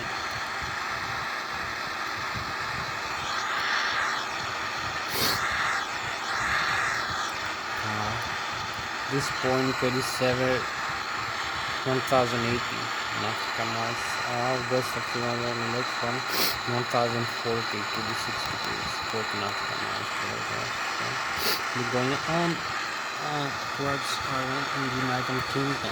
Okay, have this nice view right here.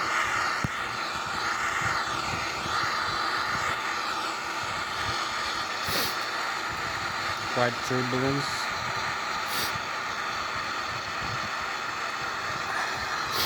We have to arrive by 1 hour now. So yeah. 1 hour 30 minutes, 45 minutes. It's gonna be arrival time. So here we go.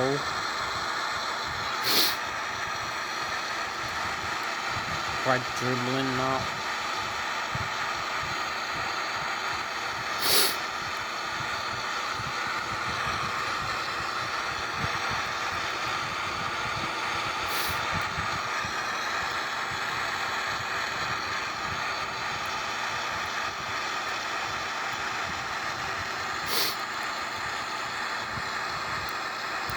So this point 36 west is 1000, as we said, 40 nautical miles.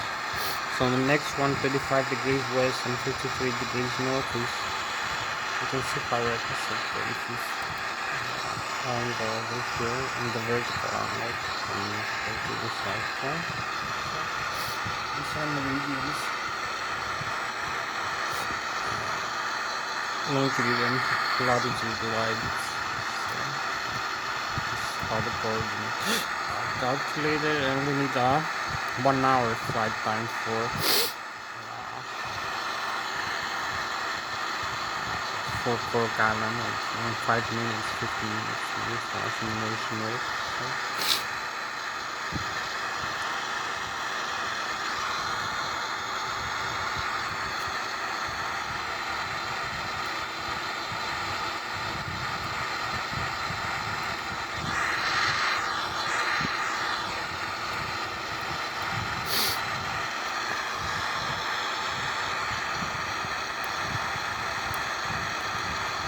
You can see the engine setting. Here we have fuel on board 34,406 grams. And this is the climb, minus 42 degrees again, yet still very freezing cold outside. So now we cross the past the point 53 north, 35 degrees west, 1000 nautical miles. We go to 960 nautical miles from London. This point here, this waypoint. This one is 920 nautical miles. The next one 808. The next one 840, and the next one 800 nautical miles from London. So here we go. As we cross the Atlantic Ocean now.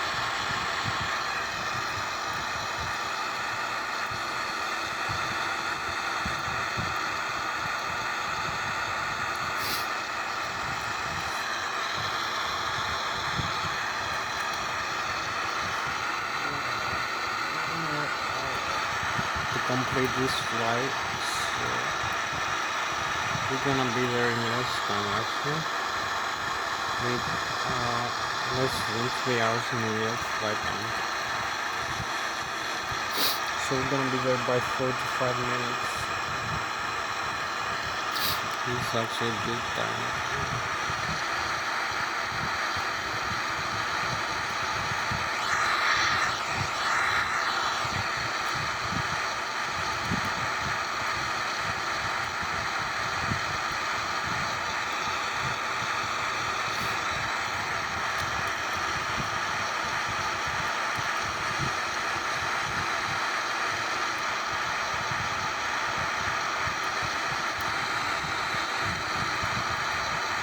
So this may be the darkest point in the ocean, just before Ireland.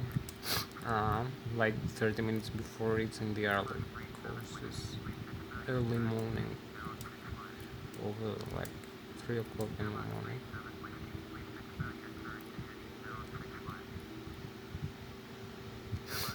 It's also very cold, minus 42 degrees.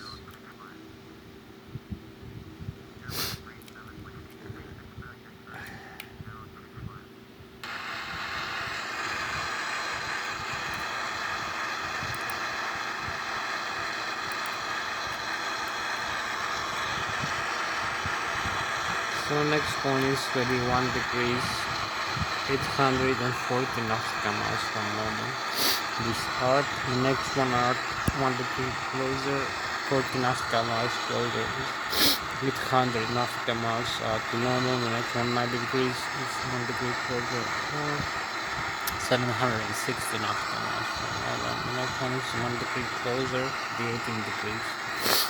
So it's 4 degrees closer from where we are. So it's 800, 760, 720 nautical miles. The next one is 680 nautical miles, 1 degree closer. The next one out. So you can see all this lies from the North Pole to the South Pole, the meridians, the longitude and latitude line, the longitude and the latitude, from east to west.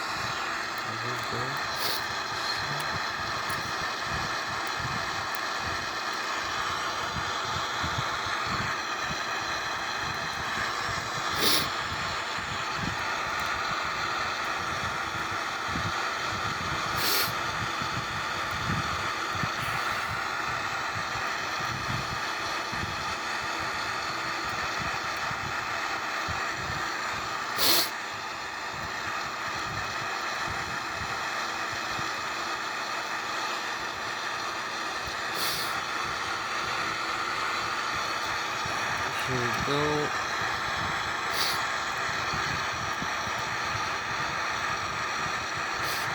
Need 1 more hour. This one is another Maxwell simulation,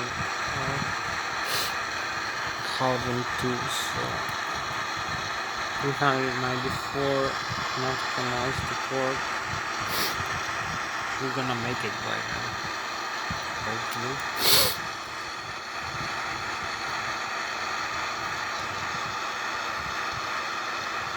You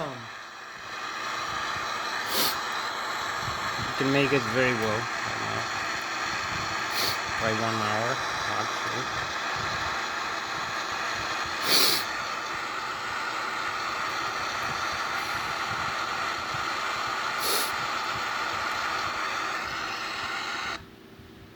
Here we are over the Atlantic Ocean at the moment, flying 1,000 kilometers an hour. 29,000 feet above the Atlantic Ocean.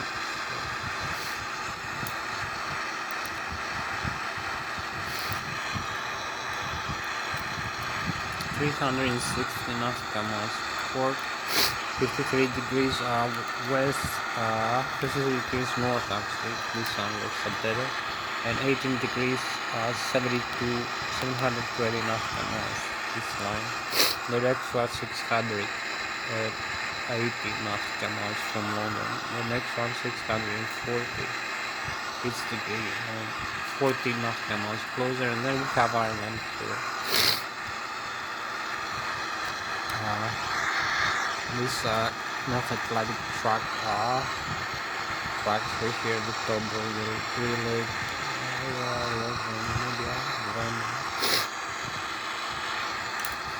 so here we go.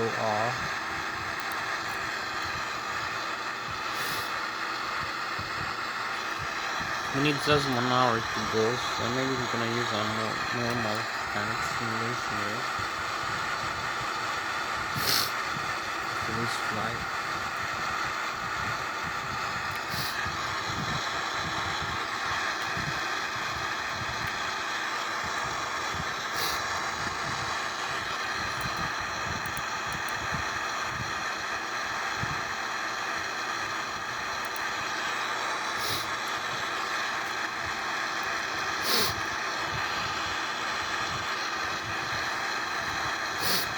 One hour away. There we go. 312 nautical miles to port. 680 nautical miles. The next one is 640 nautical miles closer to the London meridian. So here we go.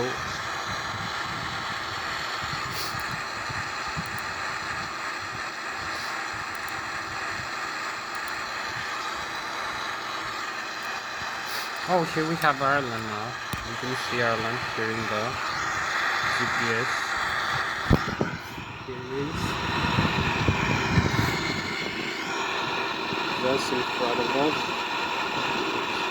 Let me get closer and closer.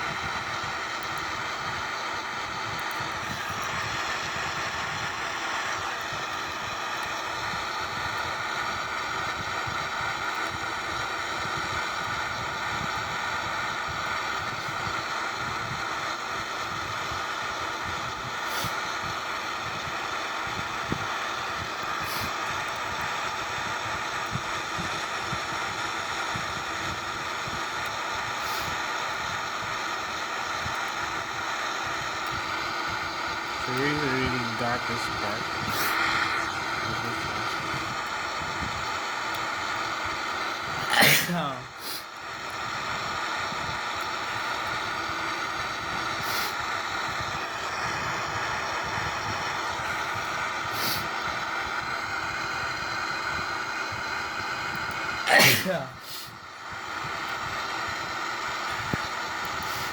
And go that sun so here we are 53 degrees north, 7 degrees west. So we are 520 plus 80 approximately plus 60.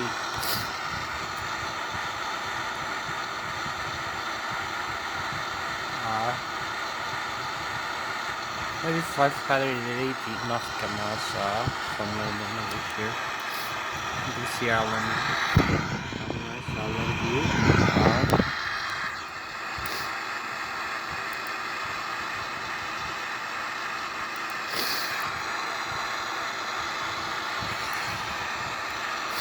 You can make it in just 1 hour. like that. So yeah, we can make it in 1 hour. So go like that. You can see the waypoints here. All these are tons of cladic waypoints, very little on the surfboard, and we pass through.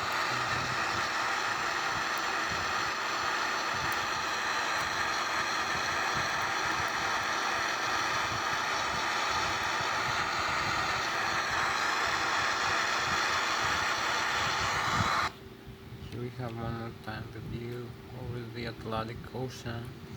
Just 1 hour to go to cross the Ireland and the UK and land in Switzerland, runway 14, right?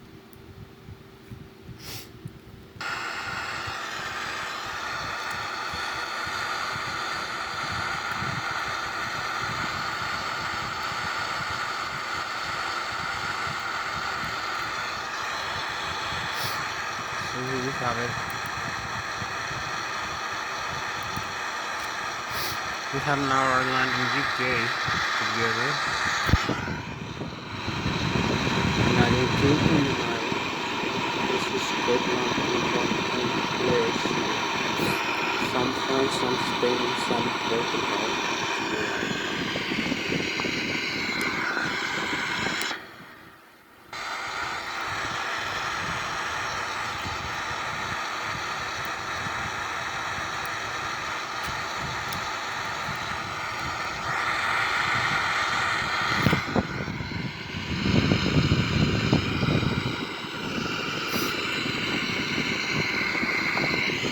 If we are getting magnetic or two over here,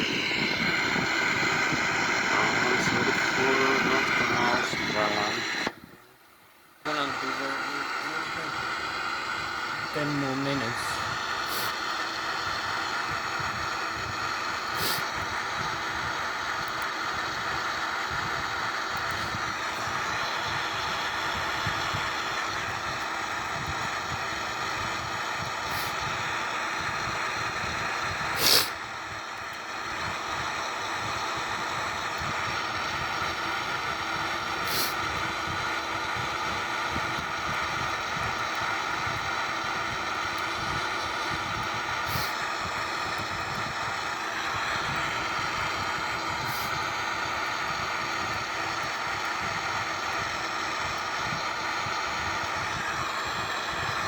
$149 nautical miles from Cork Island.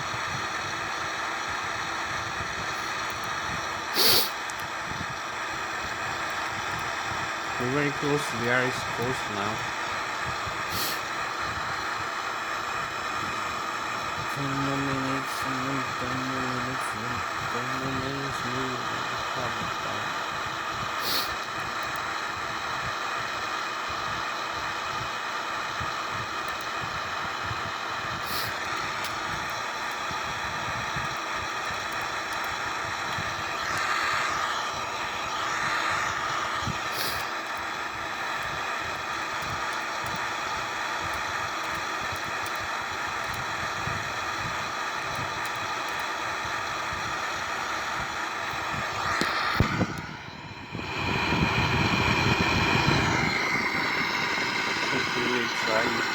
Ireland and UK. You can see the time of arrival is 24, just 11 minutes away.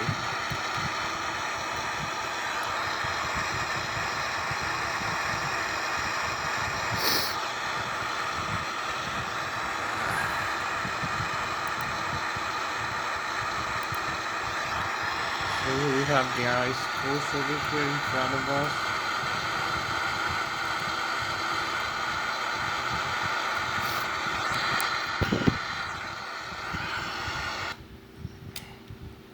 I've reached this point, Ireland coastline. We almost crossed the Atlantic Ocean, like 10 minutes away.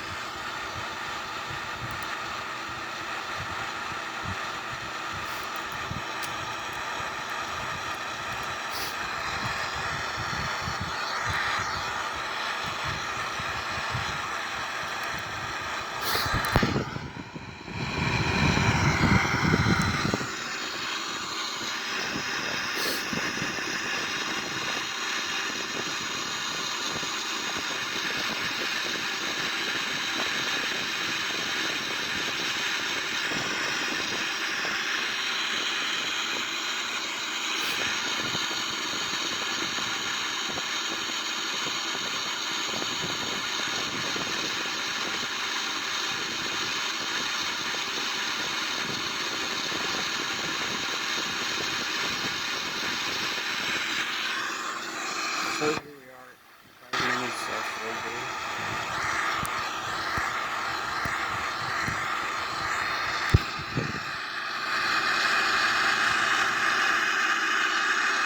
From Ireland.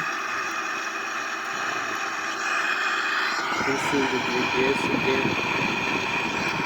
We can reach the coastline now.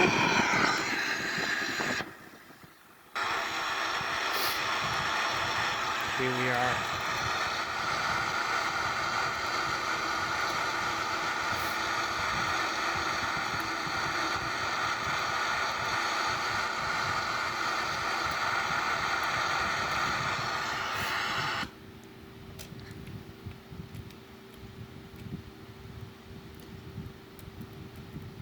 So this island,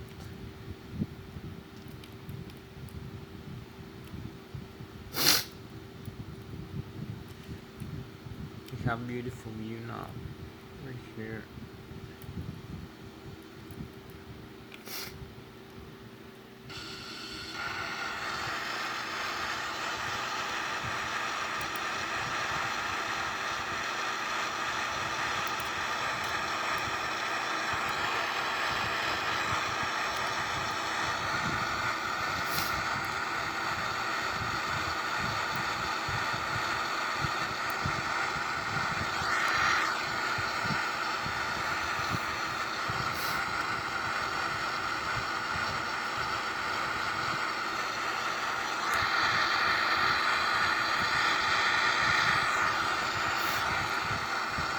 So we need 1 more hour. I'm gonna make it in less than that, hopefully. Like 40 minutes maybe.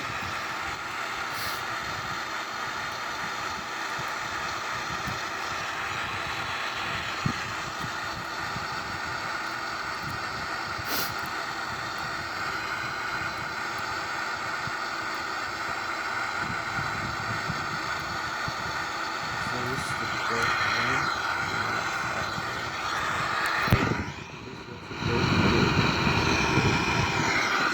Late.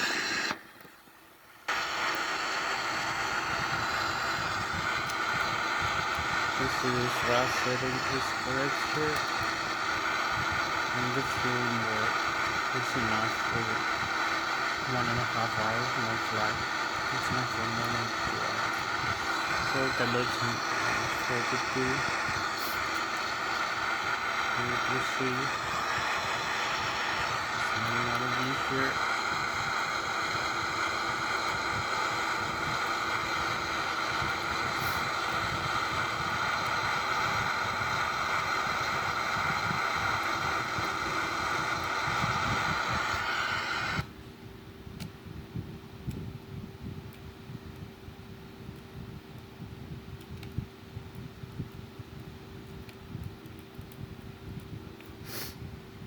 Here we cross the airlock. You can see Belfast in front of us, I believe. No, Dudley.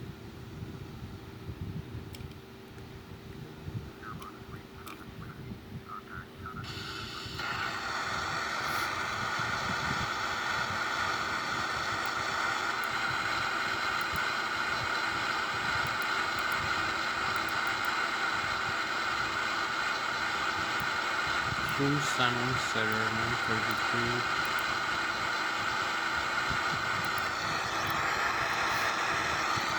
So we have a nice view here. Connection with San Center here. From 132 and 150. So come here. Use this switch without that. So here we go. So here we pass at this point. We're here. We pass the port. Now we go into Bournemouth, UK, as you can see.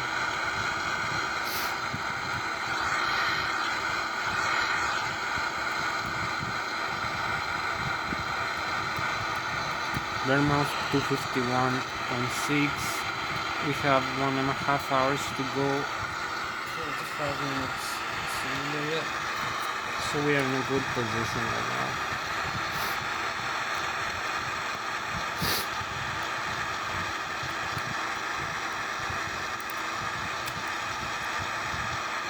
So now we have the airport display.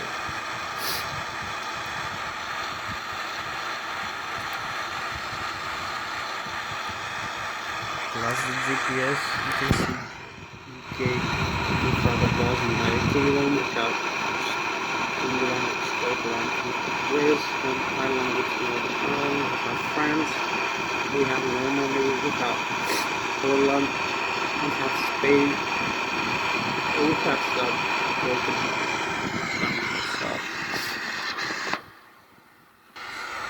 So we reach the other side of the ocean now.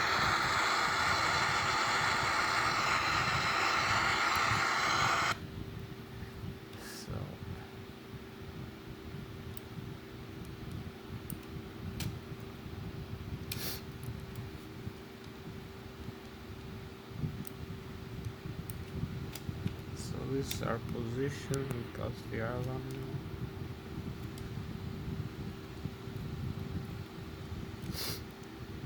Now we cross sea again, the narrow between Ireland and England, UK, United Kingdom. So we have the Gallic figure, that view.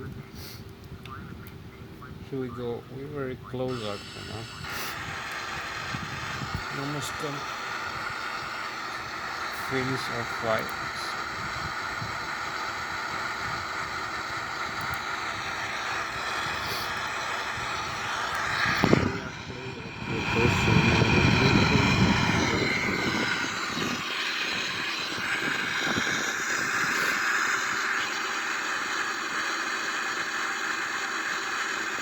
It is 45 minutes.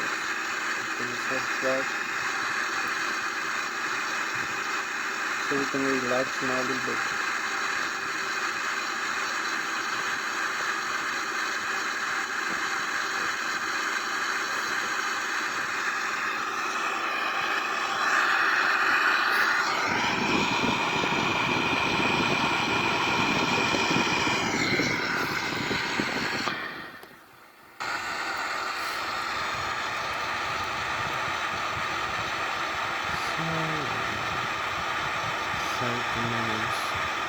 Time 45 minutes in the middle. Modes hello.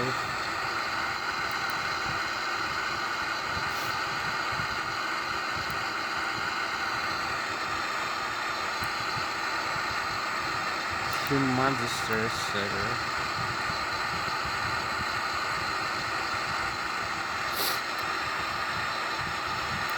And Kodak Magister server.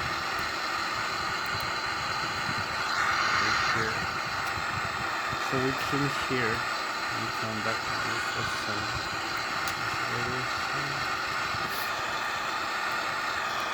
We close them out the United Kingdom, so we change frequencies over here. Then on 96.5 national away from us. So we close the narrows again.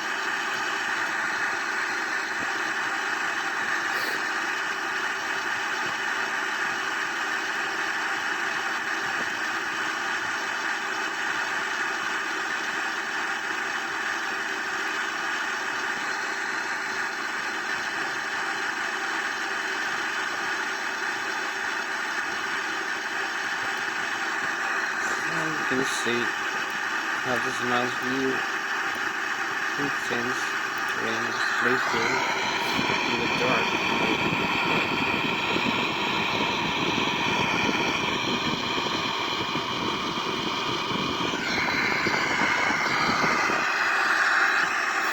If you like the white smoke again.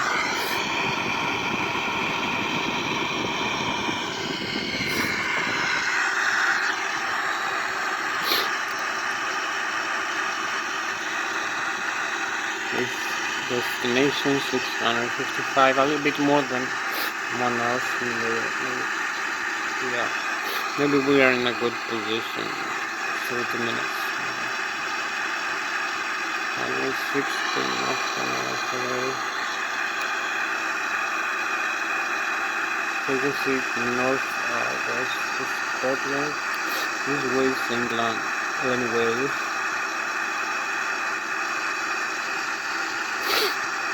Here we have a United Kingdom now from this view where it's the coastline.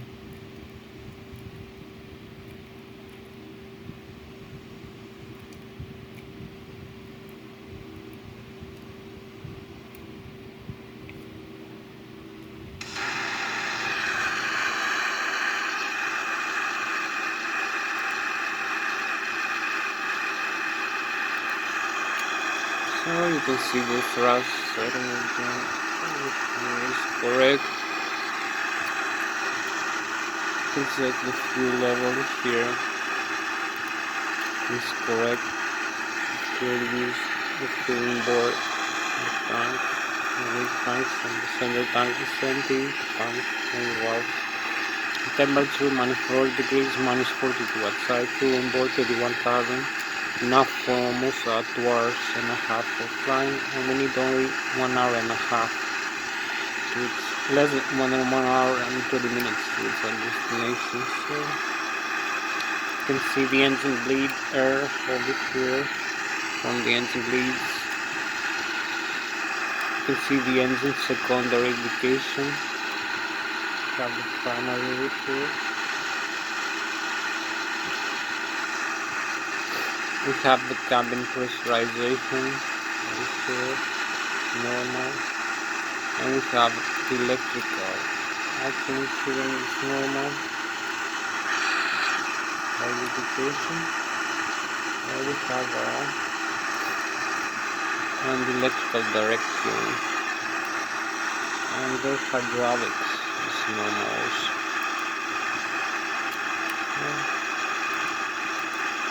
We have the hydraulic indication, all the pumps, as we call it, the green, the blue, and the yellow system.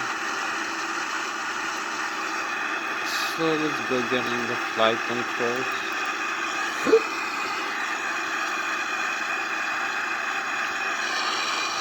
We're 71 nautical miles away from Bournemouth.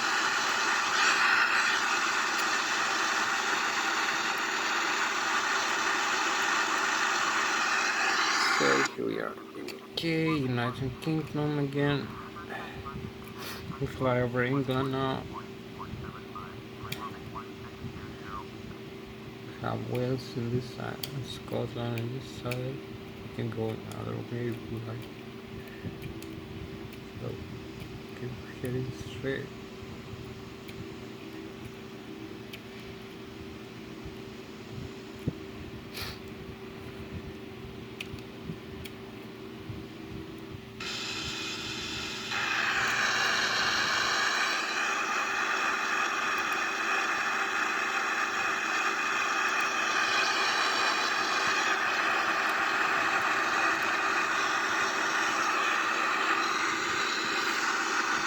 So we need another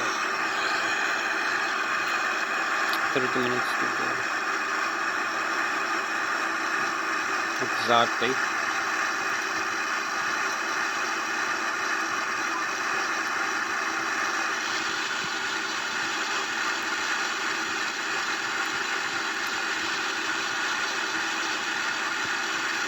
Contact London Center. Now let's cut off. So here we go to London Center. On 1847 acknowledged cutoff.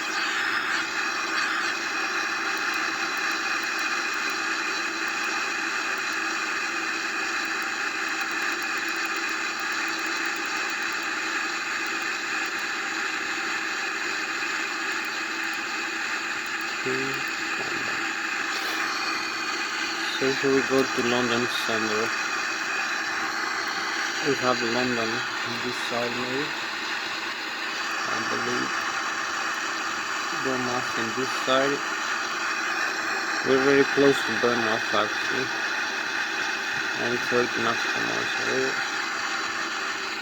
Let's have another view here. Yeah, we almost reached this close.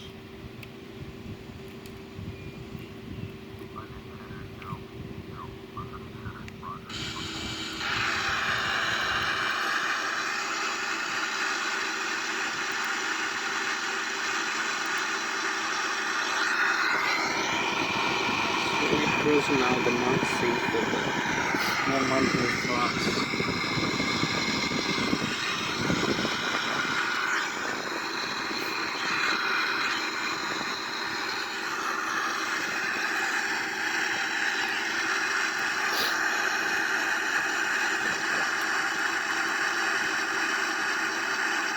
Thirty minutes left for this video. 1 hour for this outside flight.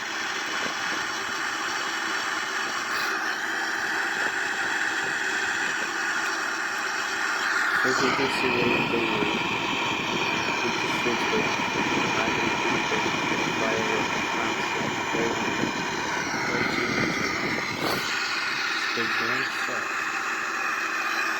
we're almost in Bournemouth now. We almost reached there. Here we have this nice coastal town.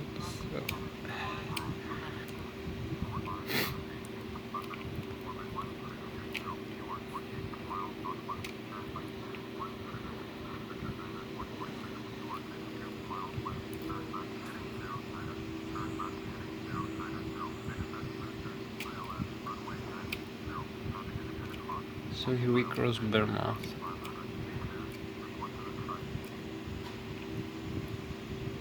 From 29,000 feet, flying with Mach 0.86 or 978 kilometers an hour. And the ground speed a little bit higher, 1,000 kilometers an hour. So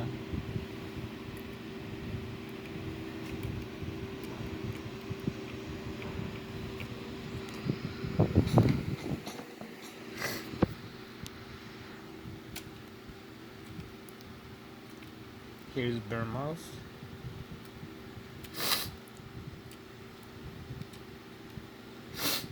Down here, this way is louder, obviously.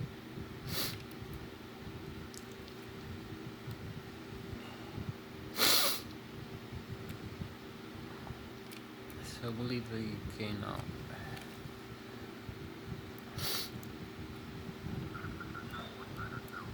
Bournemouth. Going into France MTD station.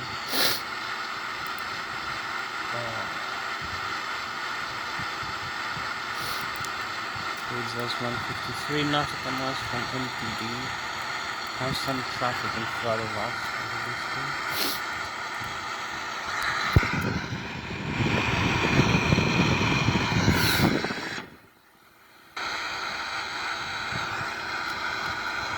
We have 2 aircraft in front of us. Then maybe overshoot.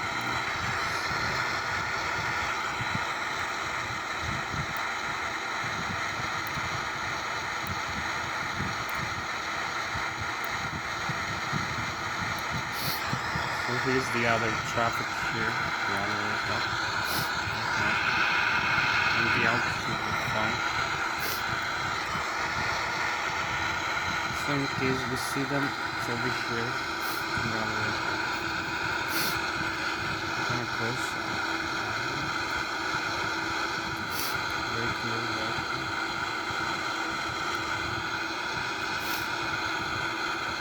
Three of them.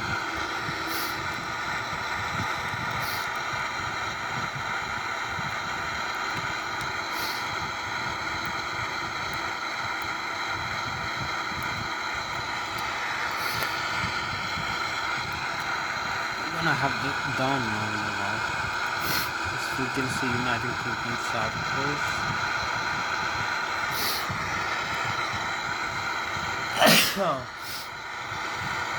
As we are heading into France now.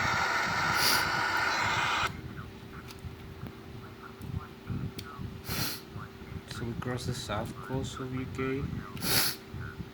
We have France in this side now.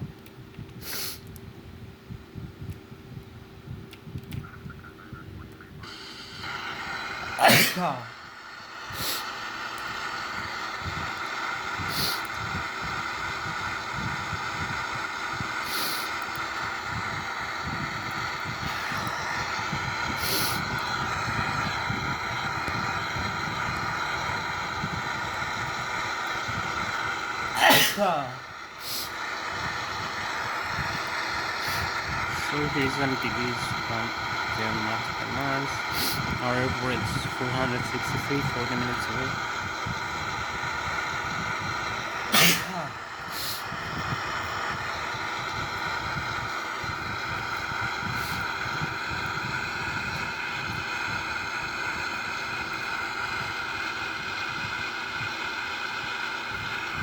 So here we go.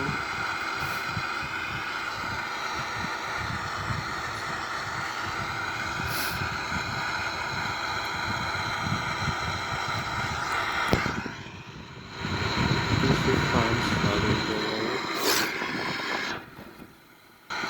Knowledge Adolf. Tune Paris. Only can call that Paris.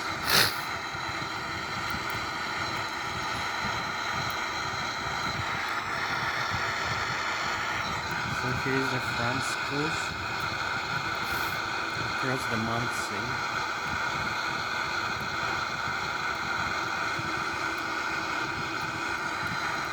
We have Paris on this side, obviously, and Normandy.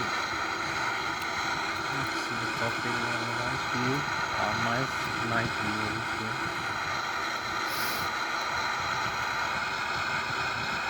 We have Hollandia on this side, Holland, Netherlands, and Belgium, Germany.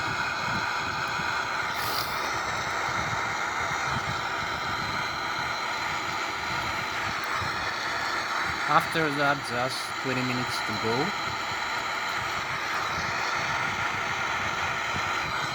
So here is the coast of Normandy here.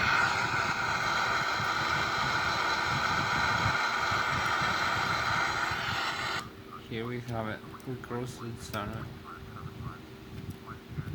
Now we are in the France side. There's Normandy, Paris in this side. So Netherlands, Holland, and Belgium, and Germany, maybe Brussels on this side. So here we go, keep going to this.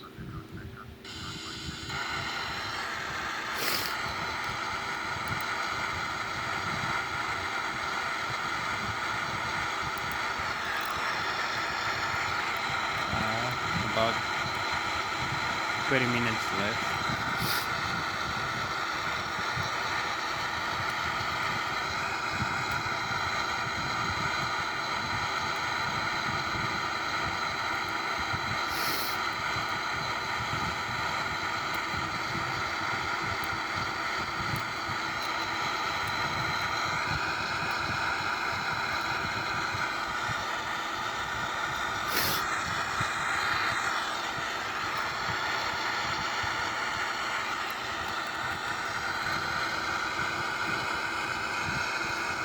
Here we cross Normandy now. Hollandia and France on this side. So this was for the month. So now we're flying over France. We have Paris on this side. So here going. Poland this side. Acknowledge cutoff. Tune Paris in Poland, Paris. So you can see here, it's a nice view.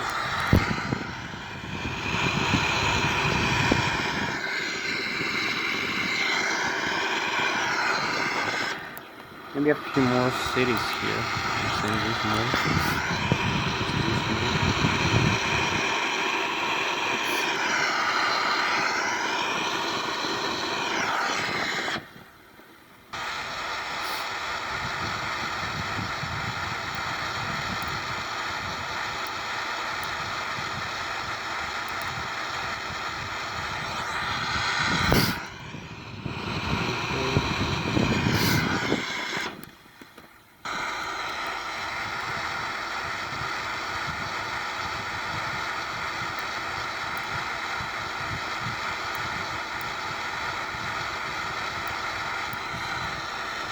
More minutes left.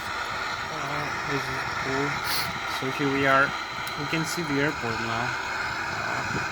Zurich here. We are 32 nautical from MTD. So we're gonna start the approach now. We have Germany here. This part is Germany. This part is Netherlands here. Belgium. And we pass the France. We have some other aircraft. As you can see here outside.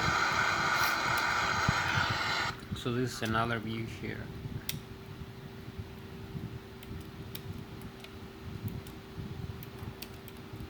Still flying over France, Holland, Belgium, and going down to Germany. Switzerland. So here we go. Still have the galaxy. Even here from this altitude. It's nice. So let's go. We have traffic here. We have it here in the navigation display also. Traffic. So now we turn into the next final waypoint now.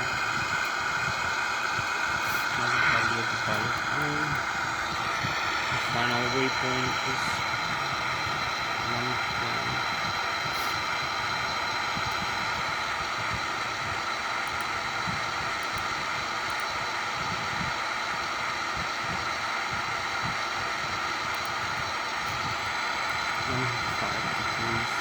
Here we go.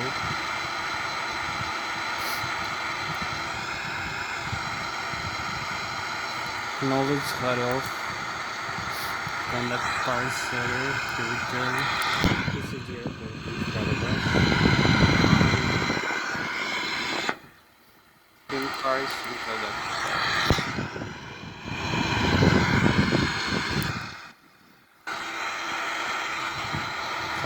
Paris setter.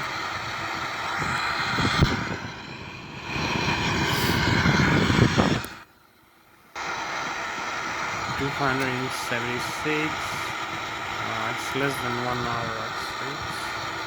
So it's 15 minutes over to the drop point.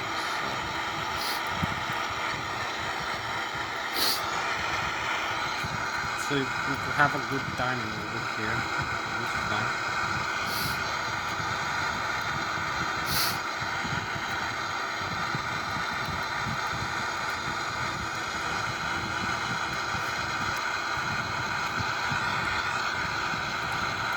Timing.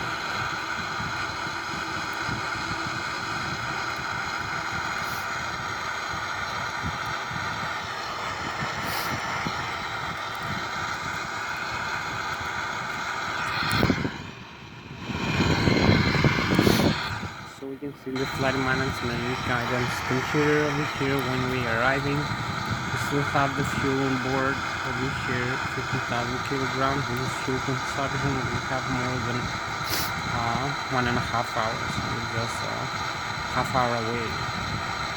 We the flight time.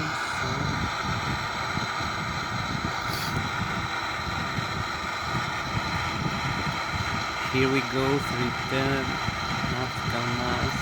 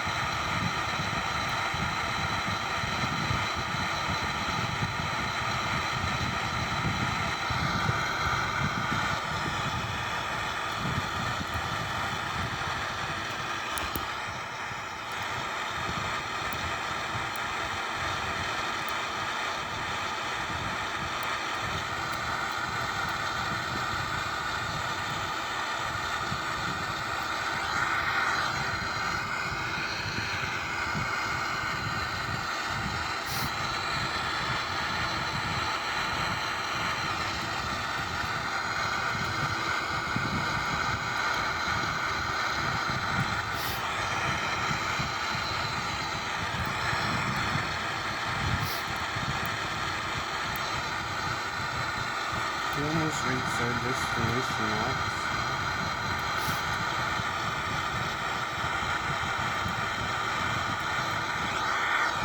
You can see the airport here.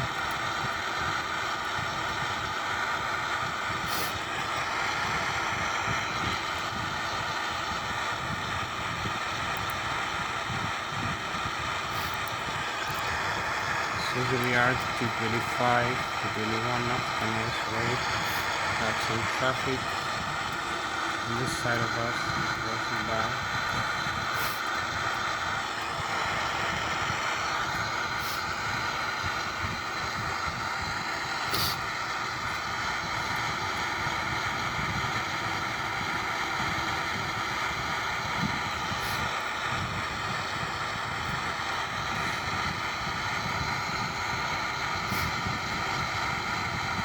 Knowledge cutoff.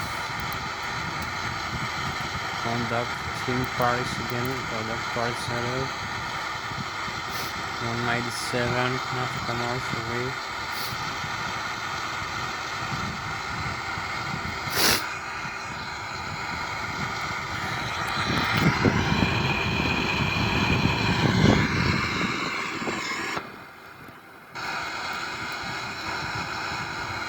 You can see the fuel on board.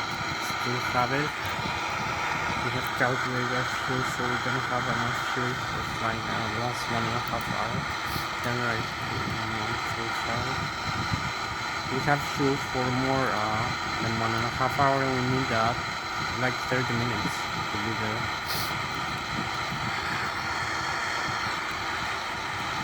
So here we are. 168.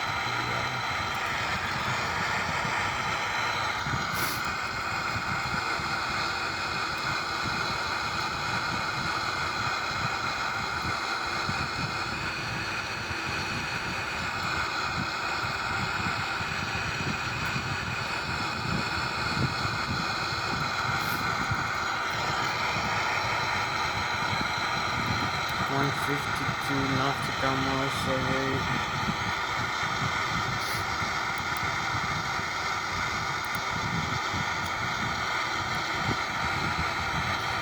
So we're gonna be there in a good position. We're closer now to the airport.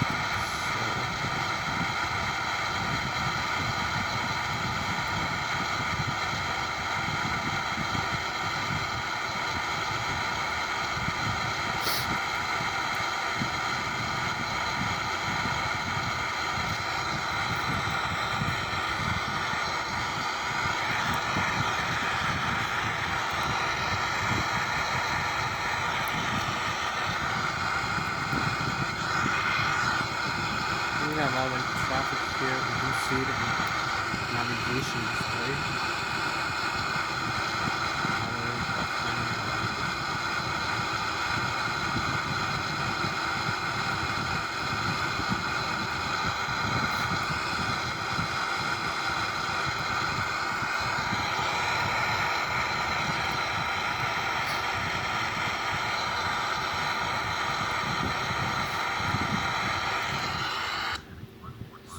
we are flying over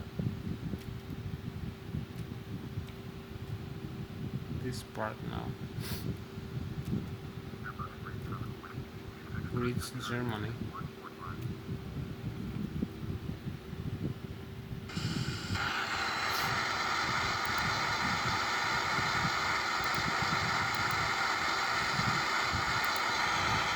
So we didn't need like 351, still very far away. So.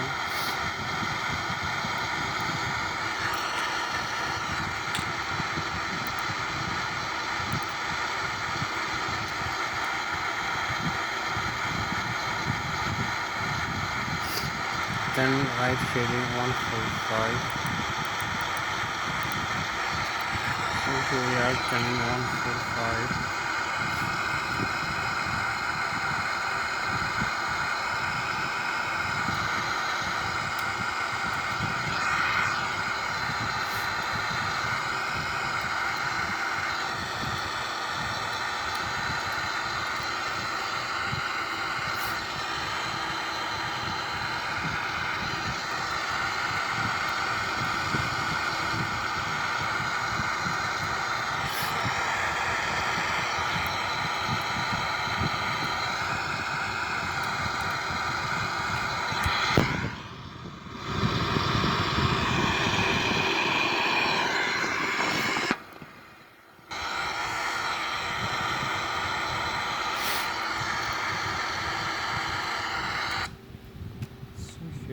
We have a down brake now. This beautiful view of Airbus A340 3x, still flying 39,000 feet above Belgium and Germany region, and past flight with France over here, borderline France and Germany.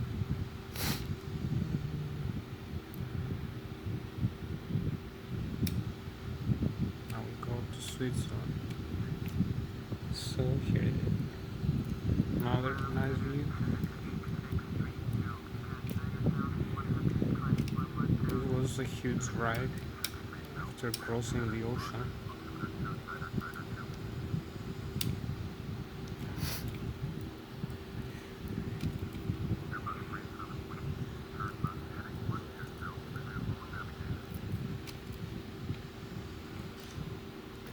Now they're telling us to turn left, heading 120.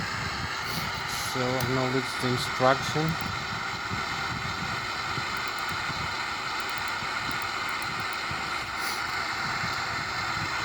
Heading 120. Request cruising altitude decrease by maybe, I don't know,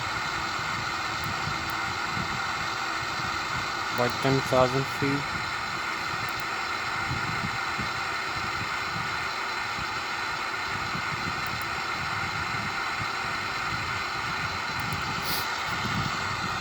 Descend maintain 19,000.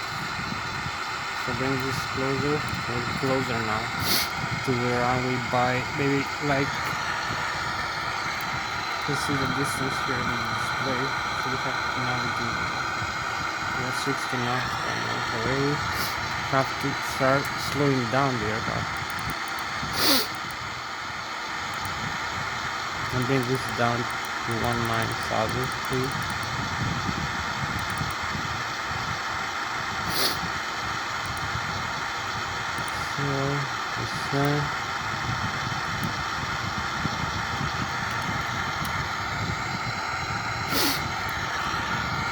Here we have the descent start. You can see the rate of descent here, 1,900, 800 meters feet per minute. 1,800 feet per minute. It goes 20,000 now. I will go down to the airport. I reach destination here. So thank you for flying. So probably one more time.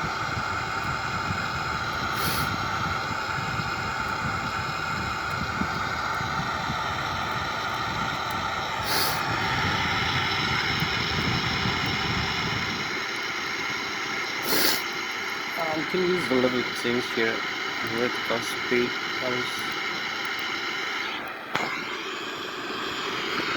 You can see the map here.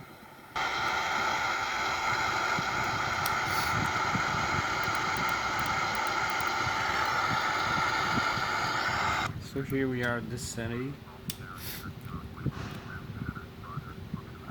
Gross 36,000 feet. We're going down now into the airport.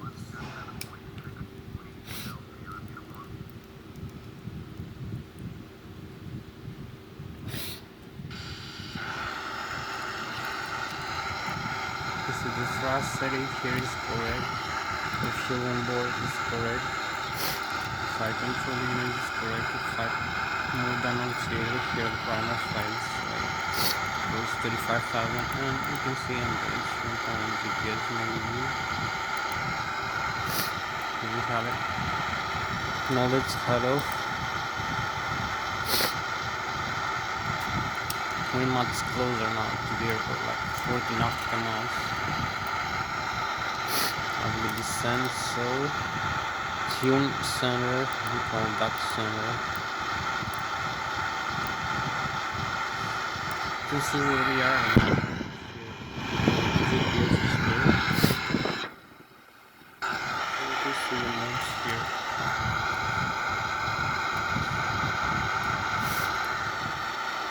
Expect vectors are less than right, heading 180, 14, so 180.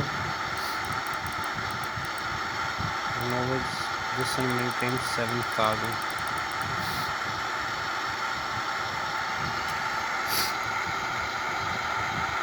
So we go down to 7,000 feet.